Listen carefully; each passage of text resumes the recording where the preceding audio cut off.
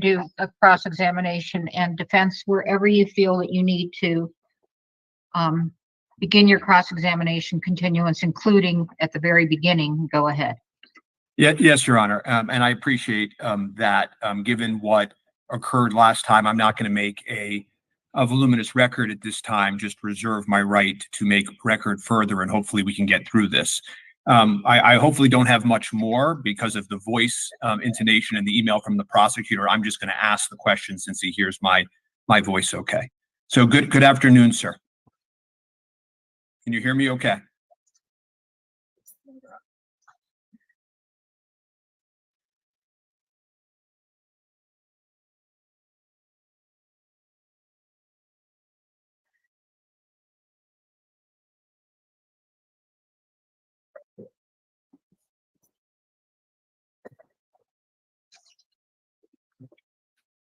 Luke, can you hear us okay? I can. You talking the other Luke? I'm sorry, the other Luke. Mr. Haig, can you hear us okay? No audio. That's obviously a problem on his end that we did not. I may be able to. He may be able to hear me without the headset. Mr. Haig, can you hear me? I can now. Okay. And is my voice clear for you, sir? Yes, it is. Perfect. Okay. I'm going to try to go through this as quickly as possible with you, sir. So let me understand. Is Ms. Clark not? Where's the echo coming from? I was going to try these at $370. They're not working. They worked a while ago, and I listened to a file. I don't know what to tell you. Luke, it's okay. Just put him down. If you can hear Mr. Spiro will be asking the questions. So as long as you can hear him, you don't need the headphones. Your Honor, the reason I believe that Ms. Clark is not continuing the cross-examination is because I explained to the defense over the weekend, and I did also send the email to Faith, that because of what Mr. Haig has done for a living, he suffers from high-frequency hearing loss. So he is unable to understand Ms. Clark because of the high pitch of her voice, while he is able to understand others. So the defense has decided to remedy that by having Mr. Spiro ask the questions, and I certainly have no objection to that. I welcome that. Thank you. Anything additional, Mr. Spiro? no, I don't need to make a further record at this time. Hopefully this can proceed, and I will have a record to make after the testimony. I don't think we need to jump the gun, and I know the court will give me an opportunity to make a record if and when necessary. Thank you. Thank you. May I proceed? Yes. Mr. Haig, just to orient the court, you agree that the testing that the FBI and Mr. Ziegler did, the destructive accidental testing, was unnecessary in light of the circumstances of this case, correct? I would view it as unnecessary given the context of the case. And I'm going to put up very quickly the prosecutor's Exhibit 80, which we looked at before. And hopefully that works efficiently. I can see right. it. And okay, great. And as you spoke about, and just to orient the court, the notch closest to me, the full cock notch, this is where at the very bottom of it, or the left side of it, there is something missing, right? The notch. Yes. Okay. And that little piece, and a piece of that was actually missing when you received the hammer after the destruction at the FBI, correct? That's also correct. And the testing that you did, sir, was to isolate the damage to the hammer. Fair? Yeah. Yes. But the sear, which is what I want to turn to now, the sear is another important part of the firearm, correct? Yes, it is. And the sear is the top of the trigger, right? And the sear is what engages with these notches in the hammer and what sort of catches within those notches. Fair? Also correct. And the sear is about the size, I think you said last time, of the tip of a screwdriver. Small screwdriver. And so the way that the sear interacts with the hammer is that it can engage with the notches in a very precise way to stop the firing from happening. That's right.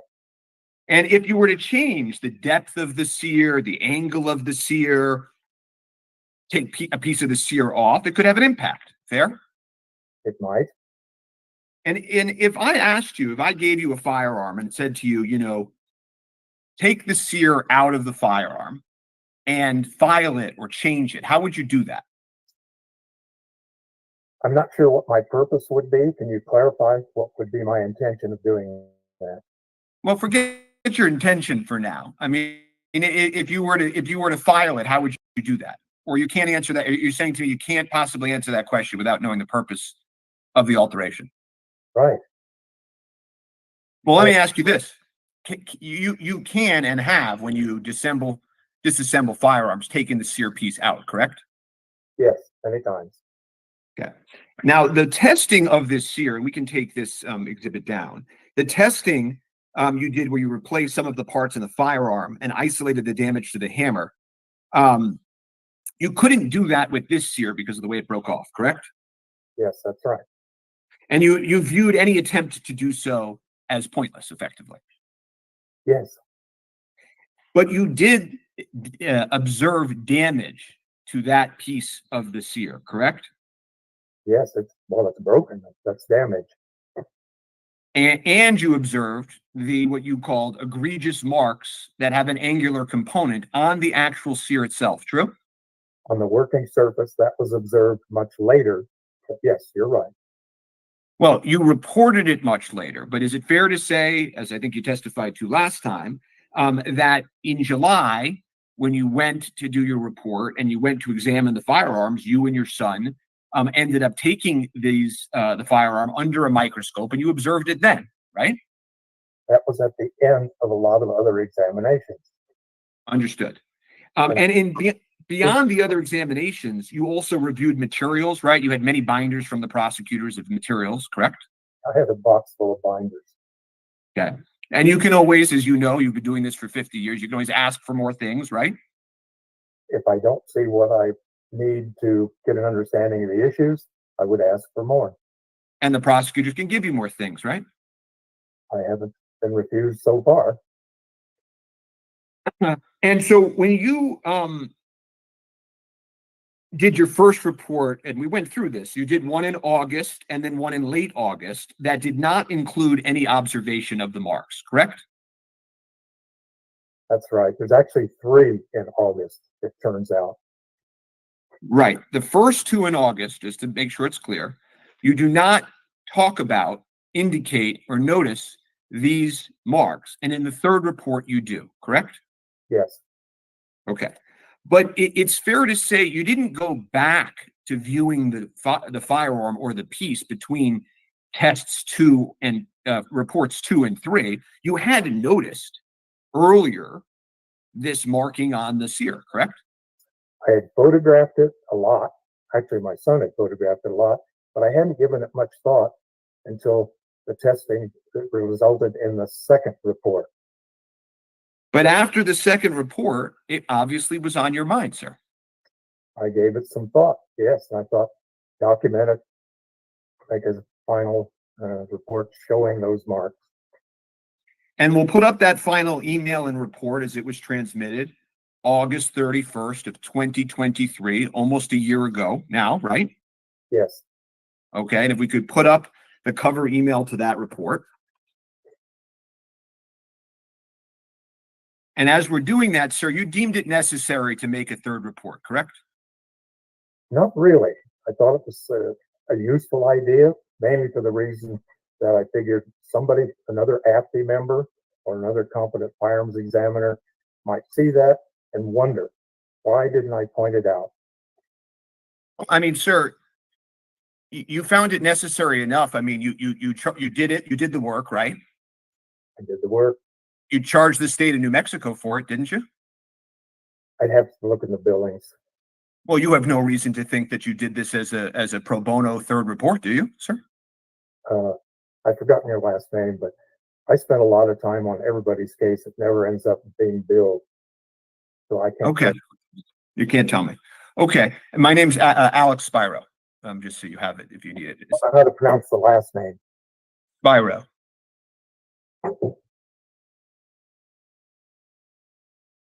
Your son, who's an expert in his own right, agreed that this report should be done and sent, correct? Yes, You sent it to a prosecutor in an email, correct? yes, Agreed. No other prosecutor other than one prosecutor, Miss Morrissey, correct? I think there's several attorneys involved for the state. She is the person to whom I regularly deal and receive requests. And by sending that, you discharged what was on your mind in terms of the notice that you gave in the modification of what you wanted to document in terms of that modification, right? Yes, and the reason for it.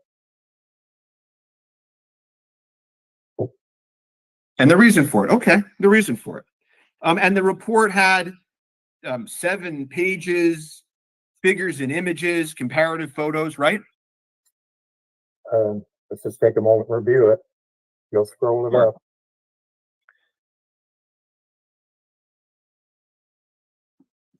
I guess I'm just wondering if, just for the record, if there can be an announcement about what exhibits we're looking at? I did make an announcement. This is Defense 3. Oh, I'm sorry. Okay, Defense 3, that includes the email and the report? It does. My apologies. Not at all. So, if we could just scroll to the bottom, you see there are different figures, right? Yes, And comparisons. It's 7 pages. You saw that? you've gone rather quickly, but I see the figures. If we want to stop on Right. one, we'll go. Yeah. Well, you see the bottom. It says page 7.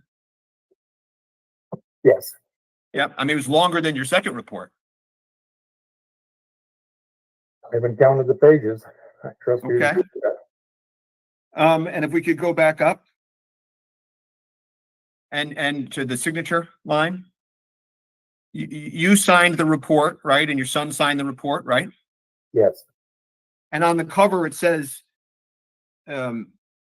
First Judicial District, State of New Mexico. I mean, you knew this report could be used and presented in court, correct? I'm not sure how it might be used. It would inform the person that hired me that I did look at these particular marks later under the microscope, and as you've already seen, felt it appropriate to put it in a report of some sort for the reasons I previously stated. You knew it could be used in court potentially at some point, correct? I'm not sure of that. That's not my call. Well, I know it's not your call, sir, but you're one of the most experienced experts in firearms in the United States. You know, do you not, that your reports can end up being part of court records? You do know that, sir. I know they can be, but not necessarily will be. Right. But can be. And in this report, you indicated that the off-axis or diagonal tool marks of an unknown origin, it seems unlikely, although it cannot be excluded, that these tool marks are the result of the damage incurred during the FBI's impact testing. Correct? Yes, you read it correctly. Okay. And when you say the word unlikely, right, you obviously mean it's less than a 50% chance. Fair? I'll agree to that. And when you say the word unlikely, you obviously also don't mean a 0% chance. You mean somewhere in between, say, 10% and 40%, somewhere like that. Is that fair? It's not necessarily fair because I wouldn't give it a numerical value, but I stand by the statement made at the time. Well, but let me just ask you this to the best that you can. When you say unlikely, can you just tell me what you mean by that? Yes, I have a thorough working knowledge of how this kind of firearm works. I've looked at them many times, and I fully expected if the force delivered to the hammer by Mr. Ziegler was in a back to front alignment, those shear marks, those rough marks that we're now talking about, would also be in a front to back. I didn't know how he had done his test. I didn't really have a good idea of the history of the gun, if it had ever been used somewhere else or worked on at the time. So it was the appropriate statement at the time based on how this gun works, but my lack of information.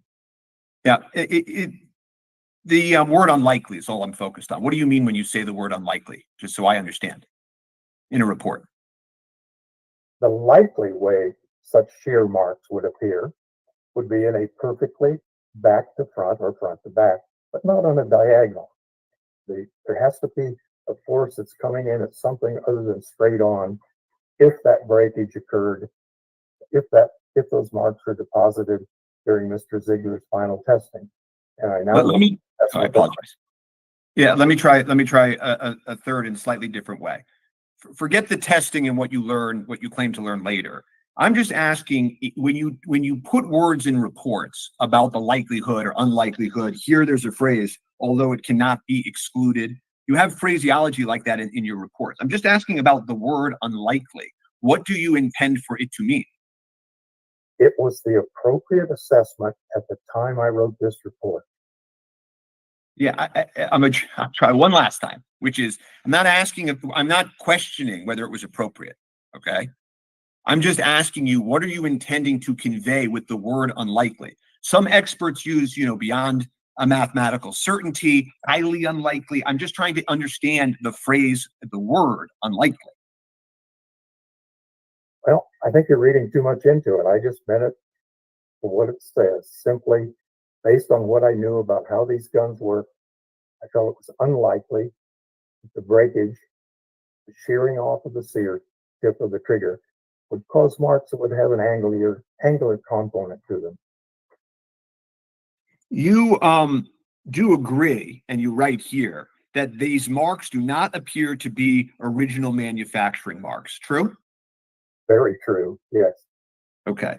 There was evidence here of modification or damage, fair? Yes. The sear did not look 100% as expected or normal, right? No. If it's only viewed in the macroscopic view, and there are 3 or 4 photographs that show that, one wouldn't notice marks on the working surface, and simply putting the 2 pieces back together, the dimensions are correct. The sear tip is still at right angles to the axis of the trigger. So it looks normal until you look at that area under a high-powered microscope. And then at that point, it doesn't look as normal or expected, correct? You're right. It does not. No one rushed you in preparing this report? No. No one prevented you from requesting other information for this report as you formed your opinions? Not that I recall. You received the list of items that you asked for at the top of your first report and continuing throughout this case when you requested them, true? Yes. And I'm not going to keep staying on this report. We, as you noted, it's an August report, August 31st of 2023, right? Yes. And that's an easy date to remember, the last day of August of last year, fair? Yes, it is. Okay, well, we won't keep the date up then. We can take this down. Earlier this year, you testified in a homicide trial in the very same courtroom for the armorer Hannah Gutierrez-Reed. You recall that? I do. Okay. And so at that time, many, many months after this report, many, many months after your observation, you were asked, so other than the FBI testing, breaking those components, you didn't see any other evidence of modification or damage. You said, I did not. Right? I don't recall, but if you're reading the transcript, I don't dispute it. If you gave that testimony at that trial, that would not have been accurate, correct? I'm not sure. I guess I'm missing something. I hear you just fine, but I'm missing something in your question. I don't think that you're missing anything. I think sometimes people say things that are inaccurate in life, okay? So I'll read it again if you need me to, but I think you and I both know that it's inaccurate, right? Because you just told me a moment ago that you did observe modification or damage, right? The question I just asked you was the exact same question of what you knew August 31st, 2023. Now, here we are later in time at Hannah Gutierrez-Reed's trial, and you were asked, so other than the FBI testing, breaking those components, you didn't see any other evidence of modification or damage. And you responded, I did not. That was not accurate, sir, correct? No, I think it's perfectly accurate. We're missing Well, you think you and I. you saw no evidence of any modification or damage on this firearm, on this sear, outside of the FBI testing? You Right. just wrote a report that said earlier and just told me under oath that your report indicates you did see modification or damage that was not likely caused by the FBI, didn't you? I guess you've got me well confused at this point. I don't see the difference.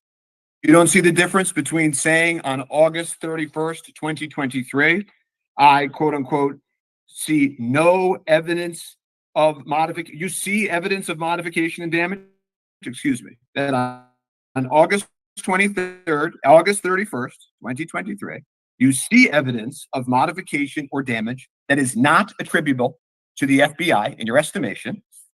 And then at the trial, okay, mistaken or not, sir, and it's easy to just say you made a mistake if you made a mistake, you told the jury that you saw no evidence of modification or damage. True? Yes. If you're reading And that it, was a mistake. and I don't- but you are. And that's a mistake, correct? It's giving it further thought, and it just had to be a consequence of the FBI work and the way Bryce Ziegler used his mallet on the hammer. There's no other. No, sir. The Ziegler stuff didn't happen until the last week. Okay, I'm going back in time to the jury trial that happened before Her Honor, where way before you ever spoke with Mr. Ziegler, way before. Okay, you did the report, you stood by the report, and you testified under oath the opposite way, right, as to this one issue, and you made a mistake when you testified in Hannah Gutierrez-Reed's trial, correct? I don't believe so. No. Well, explain that to me, sir. How you just told this court that you did see evidence of, quote, modification or damage not attributable to the FBI, and then you told the jury that you saw zero evidence of modification or damage. That was a mistake, sir. It's okay to admit a mistake.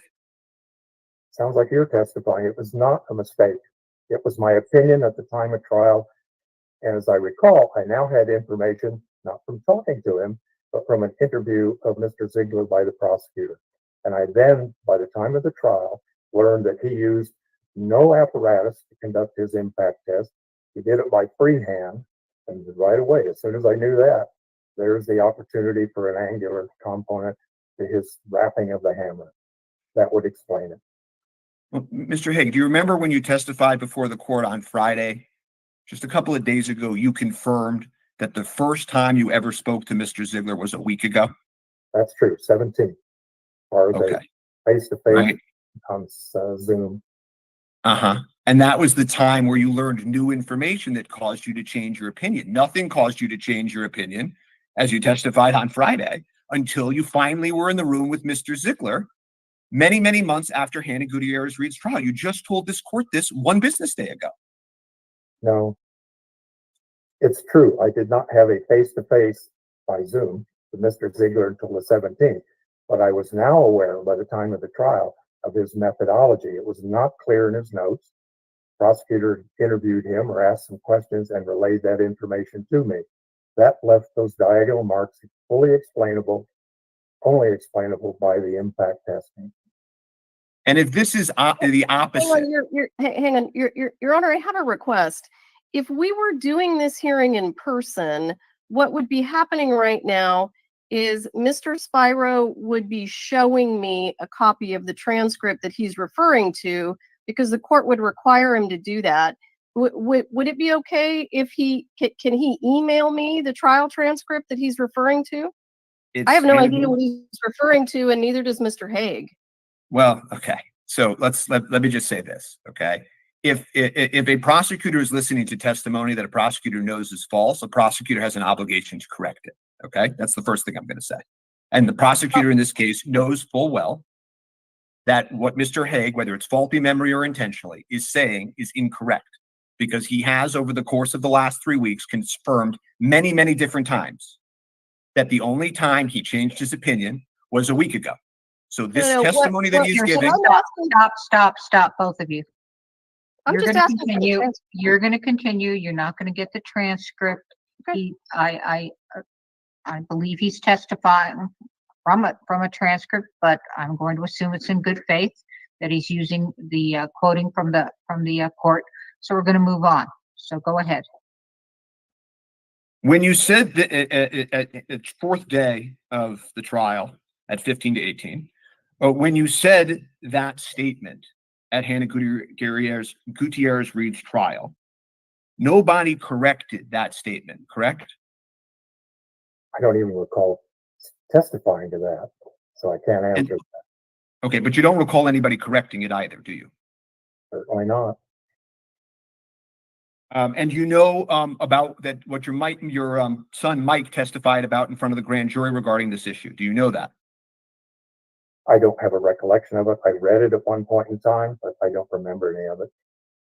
And when later in time, after the Hannah Gutierrez-Reed trial, you testified, you sat down for a pretrial interview in the Alec Baldwin case, right? You remember, because you said you remembered Miss Clark. You didn't remember anything else, but you remembered seeing Miss Clark for the pretrial interview. You remember that?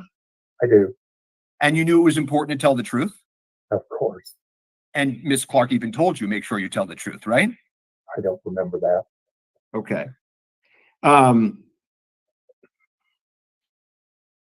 And at that time, you said that the sear looked as expected and normal, right? I did. Okay. And I don't know, you said you don't remember that pretrial interview. Well, I do. At all? Excuse me, Alex. I do now because I was sent a copy of it. I didn't have one, and I viewed it this morning. Much of it came back to me. You know that that's improper, sir, while you're on the witness stand? I'm just trying to help you out here. I appreciate that. And if you just answer my questions honestly, that'll be the best help for both of us. But I'm asking you a different question, which is, do you know whether or not that's improper? What's improper? That while you're on cross-examination, you are not to receive materials from one party and do anything with them. Do you understand that? No, I don't. I wanted to know, since I couldn't remember that interview, what the questions and answers were. Simple as that. And do you remember, we'll go back to that and we'll put a pin in that. Well, let me ask you this. You've been an expert witness for 50-some years? Yes, I have. And you don't know that while you're under cross-examination, you're not to be speaking to the party calling you and getting information from them? You don't know that rule? I'm unaware of what you speak. Okay. Well, do you remember live in front of you at that interview, the defense learned for the first time that there were additional reports involving this case after your initial report in this case? Do you remember that? I do now. Okay. And it happened live in front of you because you said something, right, spontaneously, that caused the defense to realize, oh my goodness, there are additional reports. You remember that happening, right now? Yes, I do. And you have said in this courtroom that your understanding from the prosecutors was, and I quote, that the reason we didn't have the additional reports was a, quote, breakdown in communication. Do you remember that? I don't remember that specific line of questioning. All I know is it got resolved by the end of that interview. Actually, it didn't get resolved by the end of that interview. Because don't you know that later, after more spontaneous statements by your son, we learned that there was a third report that casted doubt on everything you all had been saying in front of Miss Gutierrez-Reed and is at her trial and in front of the grand jury and at your previous pretrial interview, which is why you got called back. Which is why you got called back. Objection, it calls for Spiro, speculation. Mr. Spiro, ask questions. Please stop testifying. Thank you. Did you learn at a later point whether the third report was eventually turned over to the defense? Did you learn that? Yes, I did.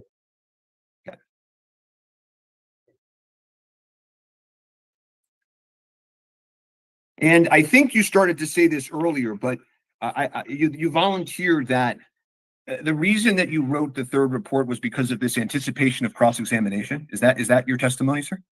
No, it was anticipation that a colleague, an AFTI member, or maybe a private person suitably qualified, would see some of the many, there are over 3,900 photographs that Mike and I took, would see those marks and wonder, what did Luke think about those? Did he notice them? So I put it in that report, that third August 31st report. Right. And there are certain things that are de minimis that you could be asked about on cross-examination, or a word you could change in a report. This to you and your assessment of what another expert would think was sufficient for you to do a third report. Fair? It was the stimulus for that, whether it was needed or not. I just felt I've been down this trail so many times that I don't know what a person did. I can't tell necessarily from their worksheets. This case is an example. So photo documentation, notes are really important. And there are lots of pictures of this reassembled trigger and sear to ultimately include photomicrographs of the working surface, the thing we've been talking about now for half an hour. And your presumed oversight, you thought, would allow this to go in an untoward direction. That was your phrase. Presumed oversight, if you didn't make this report, could go in an unfortunate direction during your cross-examination, right? I'll have to reread it if it says that. I don't recall. You can you demonstrate for me, prior to Mr. Ziegler's meeting, which we're about to turn to, that happened a week ago, can you just demonstrate for me how you understood the hammer test to be? Sure. The revolver was mounted in a fixture. That's great. So it isn't going anywhere. Hammer at full cock position, and then he's freehand swinging a rawhide mallet. He couldn't remember which one or what the weight of the head was, multiple times against the spur of the hammer. He conceded that there was no way, he couldn't be sure it was perfectly front to back in this axis. And then it finally failed. And when he took it apart, the sear tip was broken off. And after your meeting with Mr. Ziegler, can you explain to me what your understanding was of the mallet test? I didn't have a meeting with him. I saw him on a Zoom arrangement. And the questions had been asked, I think by Ms. Morrissey, and I asked at some point, could I clarify that? And I was allowed to do that. And your understanding after that meeting, how did it change in terms of how he hit the gun with the mallet? I never knew exactly how the gun was mounted and how it was struck. It wasn't in his notes. That's not exactly my question. I'm going to try again. How did what he described, can you now demonstrate for me what your understanding is now? I just did. No. Delivered in an unorganized way. It wasn't in a fixture like a pendulum. I built a device that will do this so it keeps the angle perfectly straight and we can know the actual force of impact. Don't know any of those things concerning his rawhide mallet test. Wait, I'm now getting confused. I had asked you before what your understanding was prior to meeting with Mr. Ziegler. Okay. Right. I'm now, pardon? Go ahead. Sorry, thought you were through. I'm now asking what your understanding was after you met with Mr. Ziegler.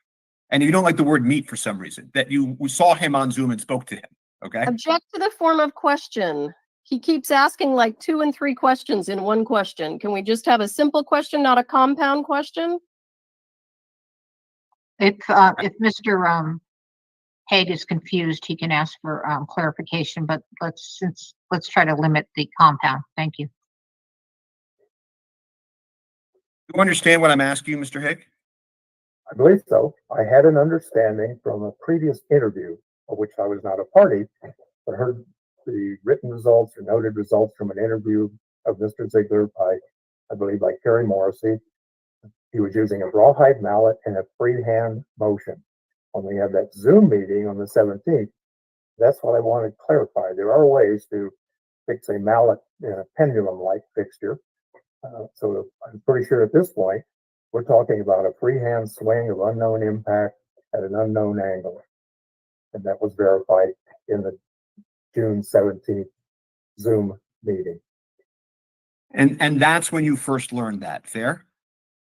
Learned a refinement of his impact testing as to how he did it.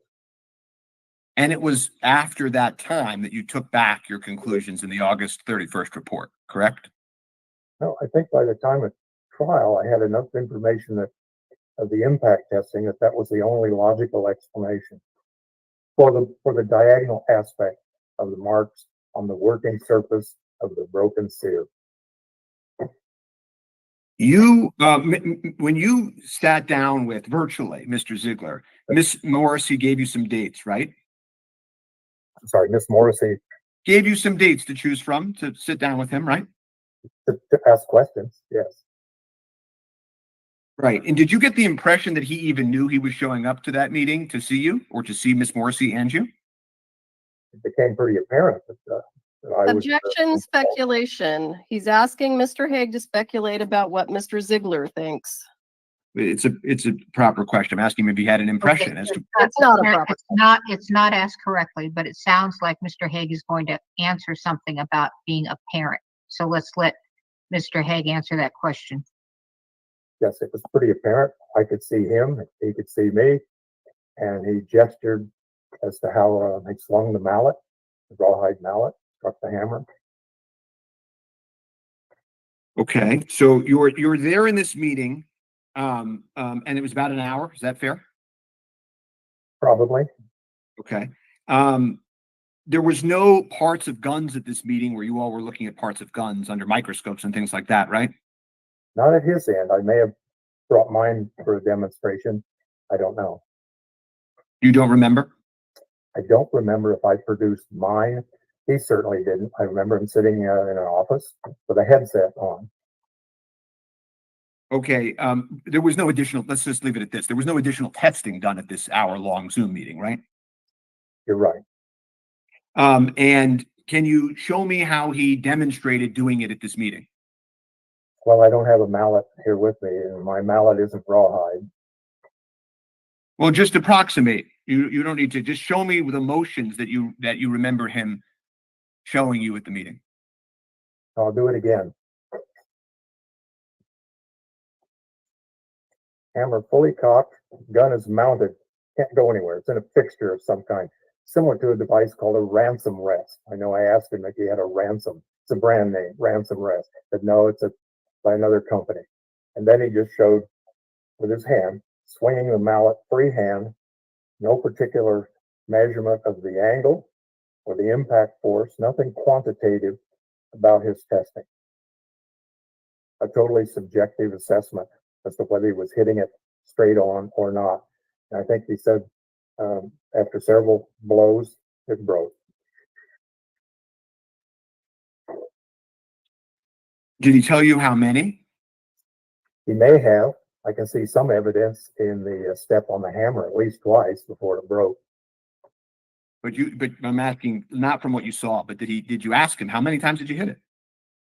Probably, but we'd have to go back and listen to it. Multiple times is all I was interested in, and then it broke.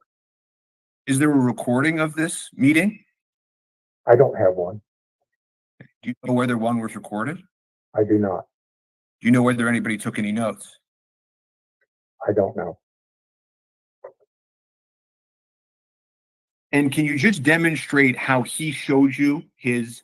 I take it that the main difference here is that you had an understanding about sort of a perpendicular strike with the mallet, but that you come to now say you learned that it could have been human error or what have you, or what he shows you more of an angle. Can you just demonstrate that for me so I can understand that? Once again, let me hold it up this way. Bottom to top, let's just call that parallel. If a blow came in from this way, parallel with the long axis of the barrel, as opposed to coming in at some slight angle. And he conceded that there was no fixture, no special apparatus to deliver the hammer blows, the mallet blows, perfectly parallel to the axis of the bore, to the spur of the hammer. Okay, and that was different from your prior understanding. How? No, I didn't have, in August 31st and before, I didn't have an understanding from his notes, and I didn't feel it appropriate to call or talk to him since he was a witness in the criminal matter with Gutierrez-reed. But if you couldn't talk to him before the Hannah Gutierrez-reed trial, why did you decide that you could talk to him before the Alec Baldwin trial? If you couldn't talk to him because he was a witness? Because the defense, your side, is making a pointless red herring issue about these marks on the sear. Just take the view that they were there at the time of the incident. The gun worked fine. End of story as far as a forensic analysis goes. I really don't care where the diagonal marks came from. They're not polishing marks. They're not the result of a trigger job. They're a result of damage. The only damage that happened to this gun was Bryce Sigler's hammering on the hammer.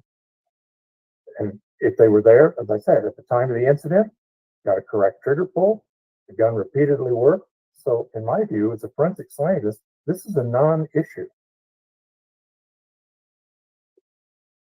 Okay. In your 50-year career, had you ever had a gun destroyed in this manner?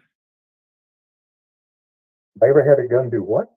Had you ever, you basically just told this court that this is to you an insignificant matter.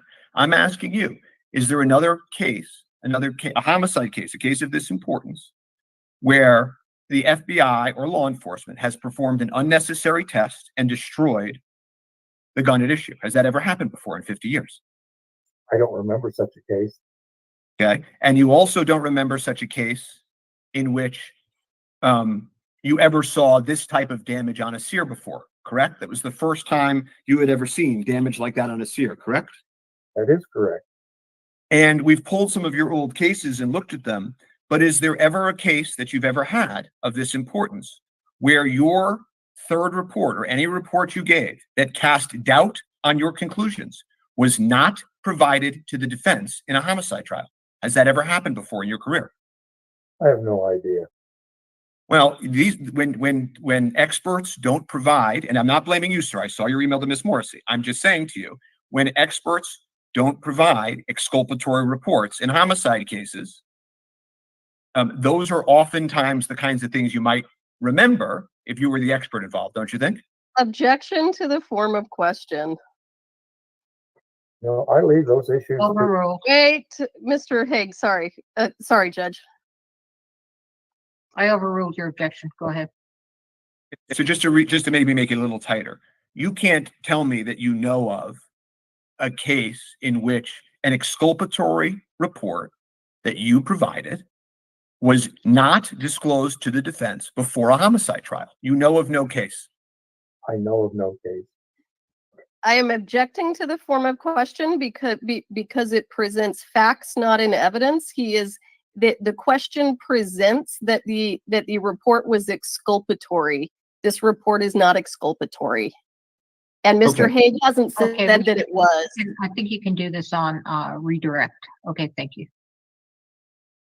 We're going to provide, we have an affirmation from Mr. Bowles' office that if we could just, I know I can't approach the bench, but I'm going to ask my colleague to send over to Faith, if that's okay, an affirmation saying that he never received this report before the Hannah Gutierrez-reed trial.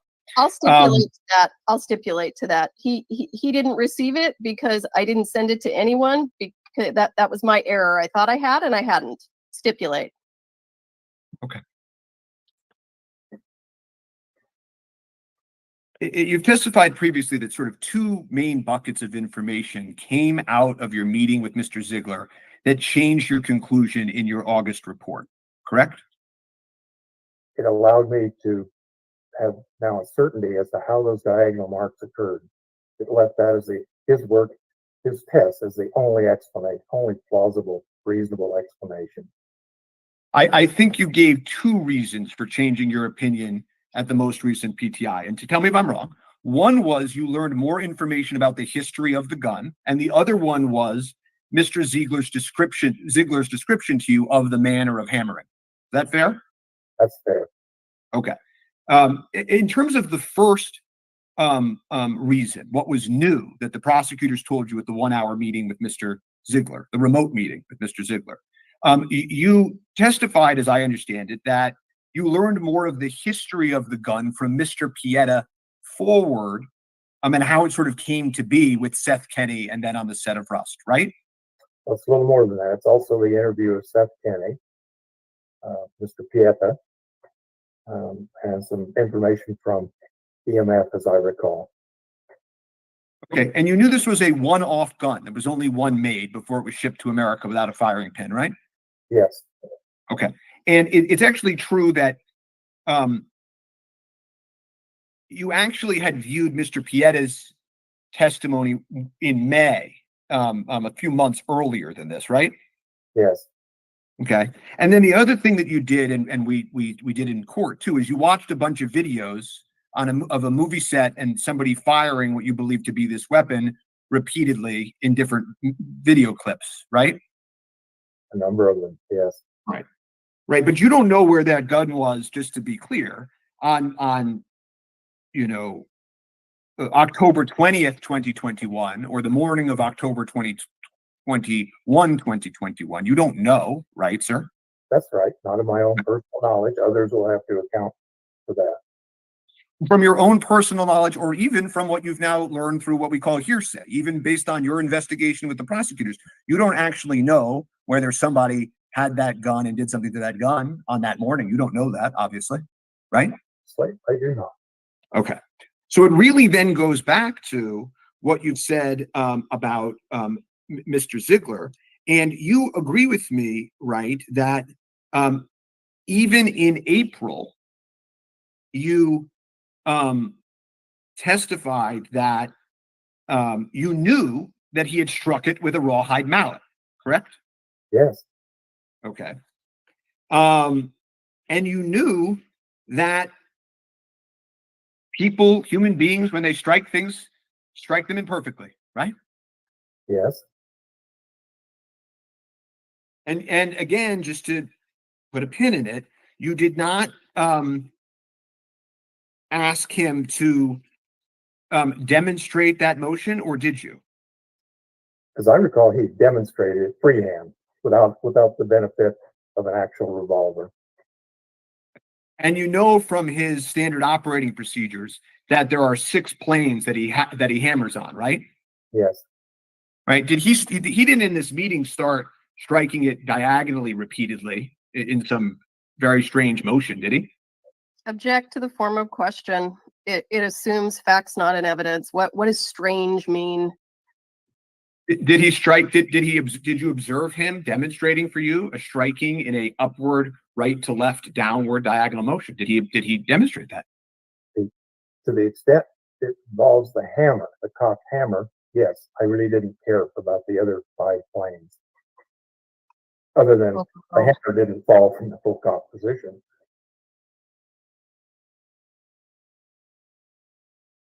I don't know if you understood my question precisely. I'm just asking about his demonstration. Did he demonstrate a diagonal strike with the hammer? That's my sole question. Did he demonstrate that for you? It's a moot point. There was nothing for him to align his gestures with. He had to do it verbally, and he conceded it wouldn't necessarily have been perfectly back to front. I understand. I understand, like we just talked about, human error and humans are imperfect, and he didn't necessarily strike it back to front. I'm asking a different question. I'm going to try again, and then I'm going to ask the court's help. I'm just asking a simple question, which is, did he demonstrate striking with his mallet diagonally? Yes or no? It's a moot point. There's nothing for him to align his hammer swing with. Your Honor, if I could get an answer to the question. Back to Just front. answer the question of whether he struck that way, whether he did that. I interrupted you, Your Honor. He wants to know whether he demonstrated a striking to you, and you keep saying it's a moot point. Just answer the question whether he did that. Yes, he did, but without benefit of any prop. Okay, so why don't you follow up on that question? Yes, he did, without the benefit of any prop. So he did demonstrate to you a diagonal strike. That's your testimony. He conceded that it may have had diagonal aspects to it. There was no way for him to demonstrate an angular component without a prop. So you want to take back the answer a moment ago to the court. He did, or he didn't demonstrate? Is that... Hang on. First of all, Mr. Spiro's testifying. And the question that was posed by the court didn't contain the word diagonal. That is Mr. Spiro's question. So that's improper. The video of this and the record will speak for itself. I don't think my question is improper. All right. So can I ask for Mr. Haig, you keep answering that basically you don't have a point of reference. So he's just asking, did he strike diagonally? He conceded that it could have been diagonal. That's the most I can tell you from my recollection of that June 17th interview. Okay. Now, there's been a lot of testimony about the timing of this virtual meeting you had the week of the hearing we're in front of, right, with Mr. Ziegler and the prosecutors, right? And after that meeting with Mr. Ziegler, you again sat down with the defense for a pre-trial interview, right? Yes. Okay. And that was just a week or so ago, right? I believe so. A few days after the 17th. And you said, so again, until recently, I had to keep it as I did in my report back in August. Fairly equivocal or neutral in the sense of until I know more that I can rely upon, I have to keep a number of options open. Right? I think so, yes. Okay. And that's when you explained, right, that it was really just this week that you have decided to reject your own conclusions in the August 31st, 2023 report, right? Yes.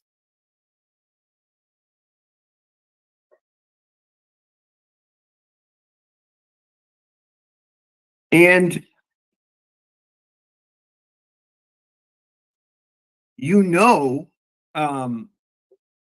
that you also explained how you had reviewed your son's testimony 48 hours prior on the same Monday that you were sitting in a virtual room with Mr. Ziegler and the prosecutors. Your son, who worked on this matter with you closely, gave testimony that he stood by the third report, correct? I read it, but I don't remember any of it. I didn't see anything I took exception with in Mike's testimony. Write that down for a second. You did read it, correct?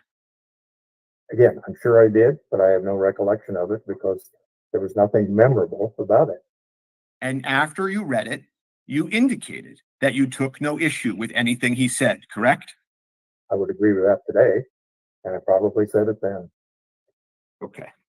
And we will represent to you, and we can put it in front of you, if you don't mind, Ms. Clark, that your son, even as of last week, is standing by the third report. You understand that? No, I don't. I mean, it may be Obviously, true. it calls for speculation, Your Honor. It doesn't, because he said that he reviewed it and he said that he stood by it. He said he didn't remember it. Overruled. Okay. We'll try to refresh your memory as to this. You could go to the so you see the June 16th, right? Just a week ago.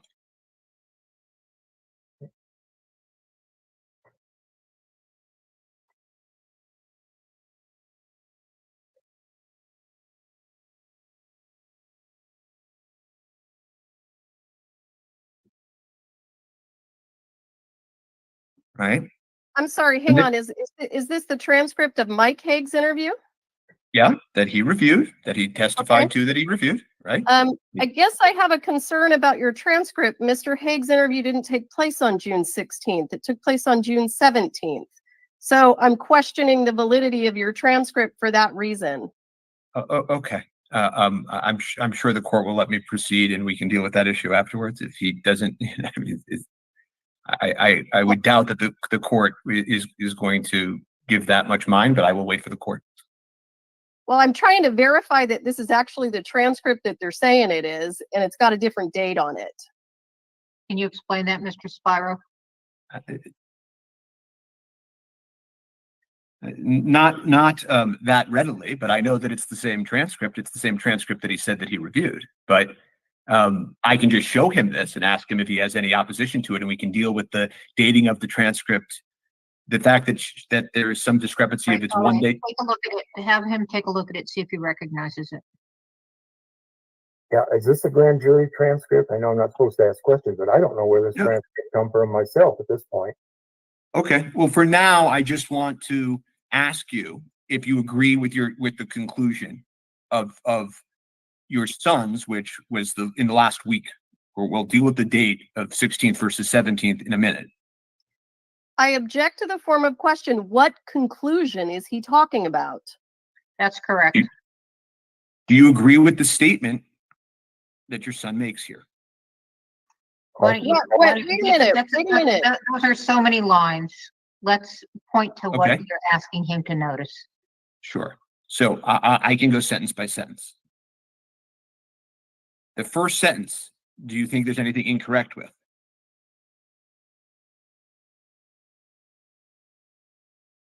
Yes, a moment ago, what you had bracketed, I don't have any disagreement with. Okay. And then the second sentence is, it doesn't look like it's from a factory, right? In sum and substance. Okay, you agree with that? Okay. Yes. And then it continues. We don't know. Could be.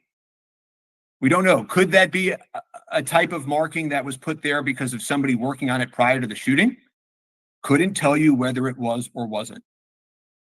And from Mike's perspective, he's talking about at the end of August, neither of us knew. Well, no, this is the transcript that he gave a week ago. Yes, but he hasn't put in any more time on this whole matter of the marks on the sear.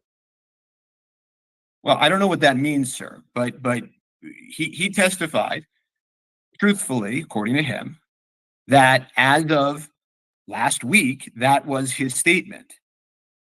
But he's still living in August of last year. So hang on. Mr. Spiro's now testifying. Mr. Spiro is now giving Mr. Haig information that Mr. Haig apparently doesn't have.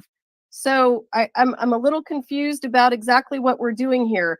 Mr. Spiro is asking Mr. Haig whether or not he agrees with an opinion, but I'm not sure that we actually have the opinion yet. I'm going to go back to the prior sentence and just ask you if you agree with it. Could that be a type of marking that was put there because of somebody working on it prior to the shooting event? Isn't that possible, sir? And I can read Mike's answer, and I think that's an appropriate answer for back in August of last year. Okay. Would it have been an appropriate answer last week? I can't answer for him. I'm asking you, do you, as you sit here today, dispute that statement that it is possible that it could have been because of somebody working on it prior to the shooting event? No, I would exclude that as a possibility. And the first time you excluded it of that as a possibility was after Hannah Gutierrez-Reed's trial, after the grand jury in this case, after you gave your first Baldwin PTI, and only in the past week. True? No. I was ruling out the other possibilities as I learned more and more about Ziegler's testing, and that was refined in the interview on the 17th. And did you memorialize that last statement anywhere? Can you point this court or me to anything anywhere other than your most recent PTI and testimony before this court, were you in any way walk away from that August 31st, 2023 report? Judge, I'm going to object. I don't even understand the question that's being asked. If he doesn't understand it, he can ask me that he doesn't understand it. I don't understand either. I don't know what you mean by walk away. Sure, I'll try to clarify. We had talked about maybe 10 minutes ago how you said, so again, until recently, I had to keep it as I did in my report. Until recently, right? You're now saying that there were these other things happening, and I'm asking you, do you have any document or information that you can show me that suggests before the last week you walked back your August 31st report, that you changed your mind? I think I've covered that. The history of the gun that's going to have to be shown through other witnesses, but came from Mr. Pieta, Seth Kenny. Those people can establish that gun was just a show gun, was in a display case. It finally went to EMF, went directly to Seth Kenny, who practically turned it around and put a firing pin in it. There's no opportunity. Again, others are going to have to establish that, but I'm prepared to trust to it. So that's important from my standpoint. Secondly, I know what trigger jobs look like. This is not a trigger job. It will take the marks away, not leave gross marks, especially on a diagonal. So we're back to, I thought it was pretty simple, exclusionary process that the beating this gun took on the hammer in a semi-controlled fashion has to be the explanation. And finally, as I said this too, in a way, I don't care. Let's assume those marks are there when Mr. Baldwin is using the gun. They had no effect on its operation. Anything further you want to add on that answer? I don't think so. Okay. Well, at your most recent pre-trial interview in this case, the same date, which was June 19th, So my 2020. court monitor just asked if you can identify what's being put up on the screen. I don't know how the court reporter's handling it, but first of all, you're not even identifying a number, but that transcript was from the grand jury, but why don't you make it clearer? Sure. I'm not used to this Zoom format, and I'm terrible at it. So I apologize, and I apologize to the court reporter. My question, well, withdrawn. You gave your PTI on June 19th, 2024, 2 days before the hearing before this court, right? I believe so. We started one. Okay. And you were asked, can you tell me, other than this most recent meeting, this is very important, sir, so I want to make sure you understand, okay?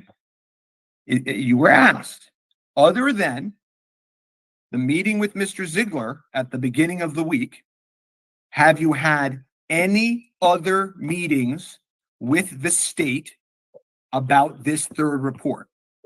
Answer, no. Question, just the one with Mr. Ziegler on the 17th? Answer, yes. Do you agree with that? Yes, as I sit here today, I do. Your Honor, I have that transcript in front of me, and Mr. Spiro is not reading directly from the transcript. Okay. I can submit the transcript into evidence. Look, this is Don't ridiculous. interrupt your objection, just a minute. He is using the opportunity over Zoom when the witness can't see the transcript. He thinks I can't see the transcript. This one I happen to have in front of me. Every time he quotes from it, I can do a word search. I got to exactly where he's talking about, and he is not saying all of the words. So if we're going to be quoting from transcripts, my request to the court is that we use every word we quote exactly. Mr. Spiro's not doing that clearly on purpose. Okay, I'll do it. I'd love to do this one again. I'll do it again. Let's do it again. Some of these questions, obviously, when I'm asking about your testimony, Mr. Haig, you understand I'm asking you generally, did you say something, right? You do understand that, right? No, I think of specifics when it comes to an answer, not general answers. Okay. Page 13. Mr. Spiro, if you're going to read rather Sure. than asking a general question, then you do need to read I will. word by word. So Thank you. that's fine. And hopefully the court will take note of whether or not my representation was the sum and substance of this question, because there's an elliptic. Page 13, line 9, Ms. Clark. Okay. And can you tell me about any other meetings that you've had with the state? You say sorry. And she continues, about any other meetings you've had with the state about this third report? Question. Your answer, no. Question. Just the one with Mr. Ziegler on the 17th? Answer, yes. Is that accurate? I believed it to be correct at the time. Okay. And, Be correct. pardon? And it may still be correct. Okay. I mean, it was only a couple of days ago, right? That interview was, but 8 months had passed since the end of August and that pretrial discussion. I did not have a transcript of the previous interview by Ms. Clark or the video of it. And I really should have asked for it and read it to get up to speed, because I've been away from the case for, well, about 8 months. And if you change your opinion on something, you change your report, right? Well, it's important or critical. It's just a typographical error. I'm not going to worry about it. Right, but if it's something important enough to make a report about, like your third report, right? You're saying now you're changing your opinion. Do you have any present intention of changing your report now? No, I do not.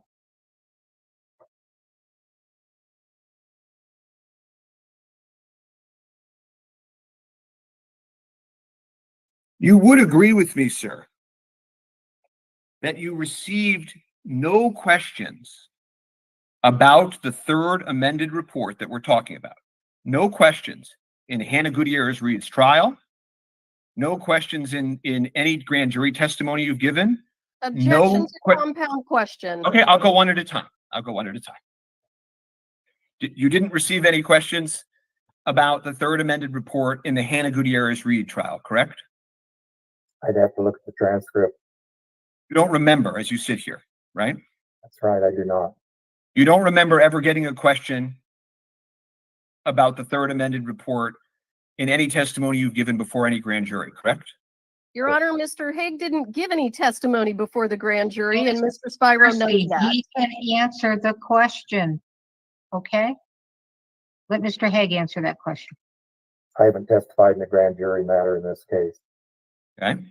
And you were never questioned about it in any of your previous pretrial interviews, either the one in Hannah Gutierrez-Reed's case, if there was one, or in the one in the Alec Baldwin case until the most recent interview, correct? No, I think this came up back in April the 29th. That's the one I don't have a copy of and haven't reviewed, or the more recent one by Ms. Clark. Oh, okay. But I think that you heard Ms. Morrissey, and I'm sure she would stipulate again. We didn't know about the report, right? We didn't receive the report in April of 2023, right? Reviewed the transcript, well, this weekend. That became apparent. I'd frankly forgotten about it, but it was resolved by the end of that interview in April the 29th. Okay, it's not resolved, but at this time, I have no further questions for this witness. Any redirect? Mr. Haig, just a few questions.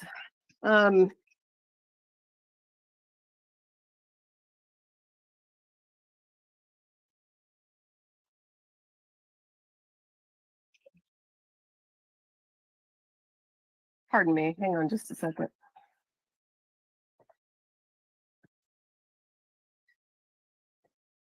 Mr. Haig, based on everything that you've reviewed, is there any reason to believe the gun was not functioning properly prior to October 21st?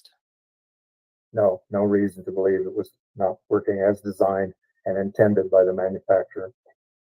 Any reason to believe that the gun wasn't working properly on October 21st? No, In fact, haven't you actually watched videos of Mr. Baldwin manipulating the gun on October 21st? That's my understanding. Objection, leading every question. Two of the videos show him in the, I'll call it a Just a minute, church. just a minute. I'll concede to that. I'll change the form of my question. I apologize. Thank you. I'll strike that answer until you rephrase. Okay. Did you review a video on October 21st of Mr. Baldwin in the church with the gun? A video that was presented as such. I don't remember seeing. Okay, and you can just say yes or no so we can get through it. Do you recall, did Mr. Baldwin cock the gun? Yes. Did the gun appear to be working properly? Objection, these are all still leading questions, Your Honor. That is not a leading question to ask if the gun was working properly. Ask how he thinks the gun was working. Give him an option. How was the gun working? In the normal fashion, the hammer stayed back, and we can see it's the evidence gun by the silver nickel-plated hammer in that one church scene, I'll call it. So, Mr. Haig, you reviewed all of the documents for, well, did you review anything from the FBI? Yes. What did you review? Two reports, one from the explosive section, which probably is No, just firearms, just not ammunition, just this gun. and of course the report, the final typewritten report concerning the operational condition of the gun and all the notes and attachments and pictures taken by Bryce Ziegler. Based on your review of the FBI documents, what's your opinion about whether or not the gun was functioning properly when it got to the FBI? That it was functioning properly.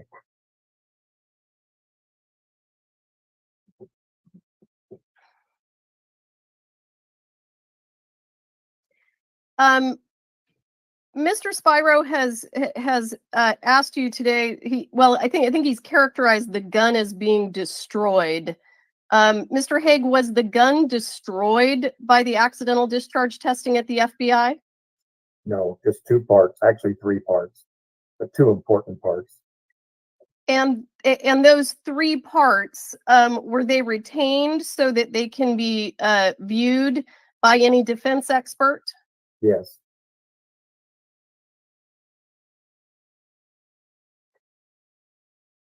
Sir, in terms of the functionality of the firearm, can you again give the court your opinion with regard to the markings on the sear, how they affect the markings on the working surface of the sear, how they affect the functionality of the firearm? If they were there at the time this gun was being used on the set, it had no effect on the gun. And we know that because we see numerous videos of it being cocked, the hammer holding, some of the scenes for 10 minutes or so while the gun is being pointed in various directions. But most of all, when it gets to the FBI laboratory, those marks were there on the sear. He got a normal trigger pull and tried to inspect with all the other guns. Never had a hammer slip. Fired 12 rounds successfully, took pictures of the hammer at full cock, and his own initial description it functioned properly. And then he goes through all those tests, some of which I just described.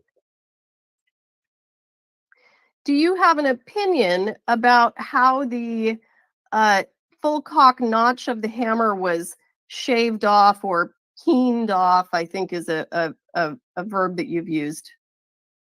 Yes, it's a nice sharp right angle wedge, a little stick in its original form, and all the hammers that we've looked at and photographed, but it got peened a couple of times. There's several pictures of many that Mike has. I think I'm looking at just a number here. I think one of them is 9781, where you can see little chatter or impact marks. And then finally, the edge, the once upon a time right angle edge is rounded off. And so because of that, the hammer as it exists today, at the conclusion of the impactive testing, will not hold a perfectly pristine new trigger in position. It'll slip and fall. But the good news there is it'll slip and fall to the half-cock position, which on this evidence hammer is still intact, still working. And that's what I think the second report deals with in the videos.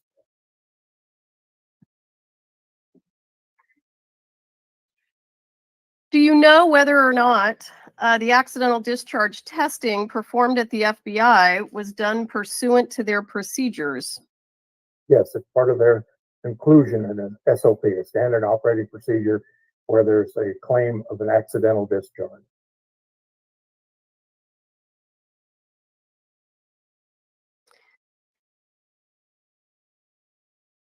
Sir, in your experience as an expert, not just in this case, but in other cases, do you have any information about whether or not the FBI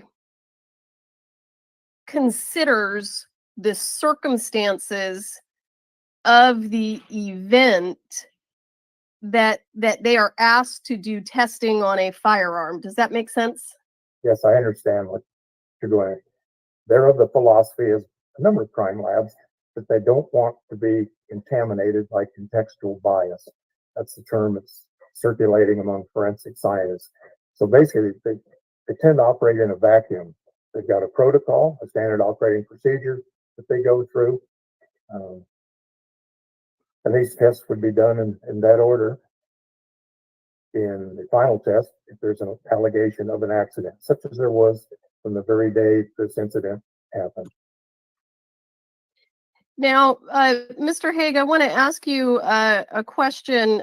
You were asked by Ms. Clark on Friday, and you were asked again by Mr. Spiro today about a statement that you made during your April 29th interview, where you indicated that you could look at the working surface of the sear and that it looked as expected and normal. Do you recall Mr. Spiro and Ms. Clark asking you about that?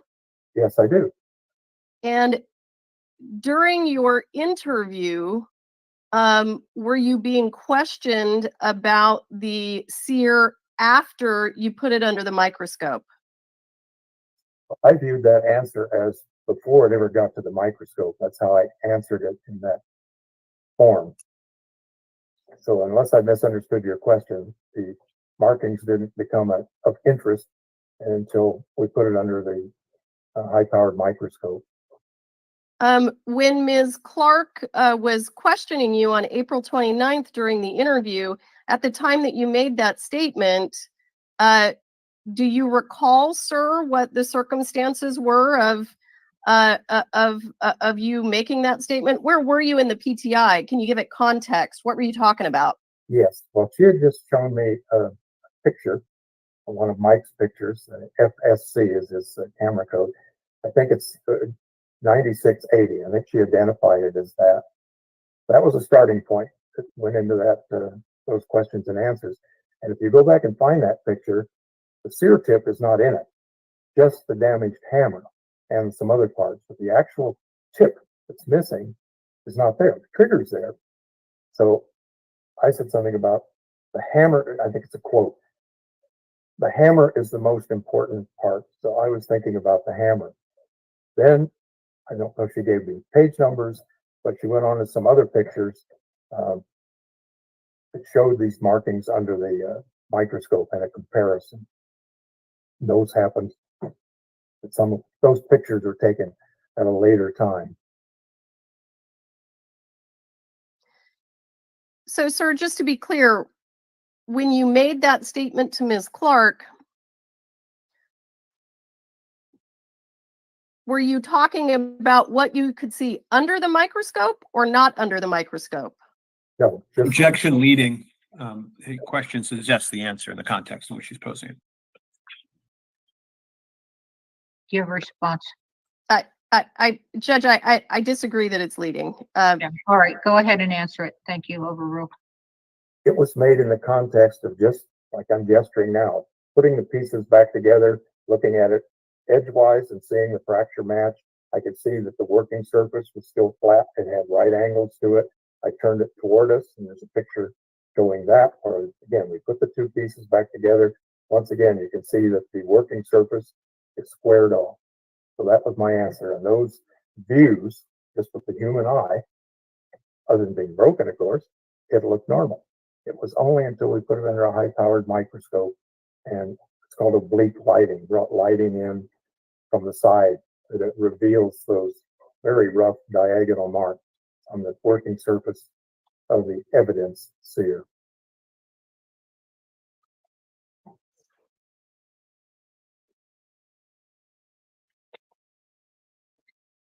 Mr. Haig, have you ever had an opportunity in your career to examine a gun that was damaged by accidental discharge testing by another examiner? I can't presently think of one, but that's not to exclude them. I tend to move on after a case. I remember certain things like the gun and what it looked like, and maybe if someone got shot, but details like that. I still have a pretty active caseload. I just don't remember anything in the last year or so. But I've worked several thousand cases in the last 50 years. Mr. Haig, are you aware are you aware of how Mr. Baldwin has explained the fact that the gun went off on October 21st, 2021? The only recollection I presently have is of the quote in several of his interviews that I didn't pull the trigger. Now, understanding that as our landscape, do you have you seen anything in the FBI report, in the videos, in the forensic testing that you did? Have you seen anything that would support that statement? No, I have not.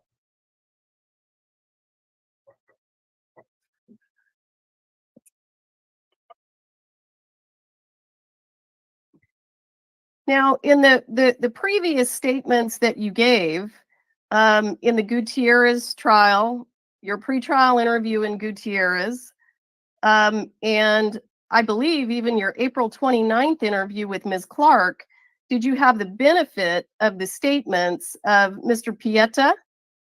No, Did you have the benefit of the statement of anyone from EMF, the import company? I don't believe so. I'm not sure on that. I just don't believe so. Did you have the benefit of Mr. Kinney's statement with regard to what happened to the gun when it was in his possession? At some point, I had his interview and notes I had taken from it. I just don't remember when and if I had looked at them before the 29th April interview or before the trial.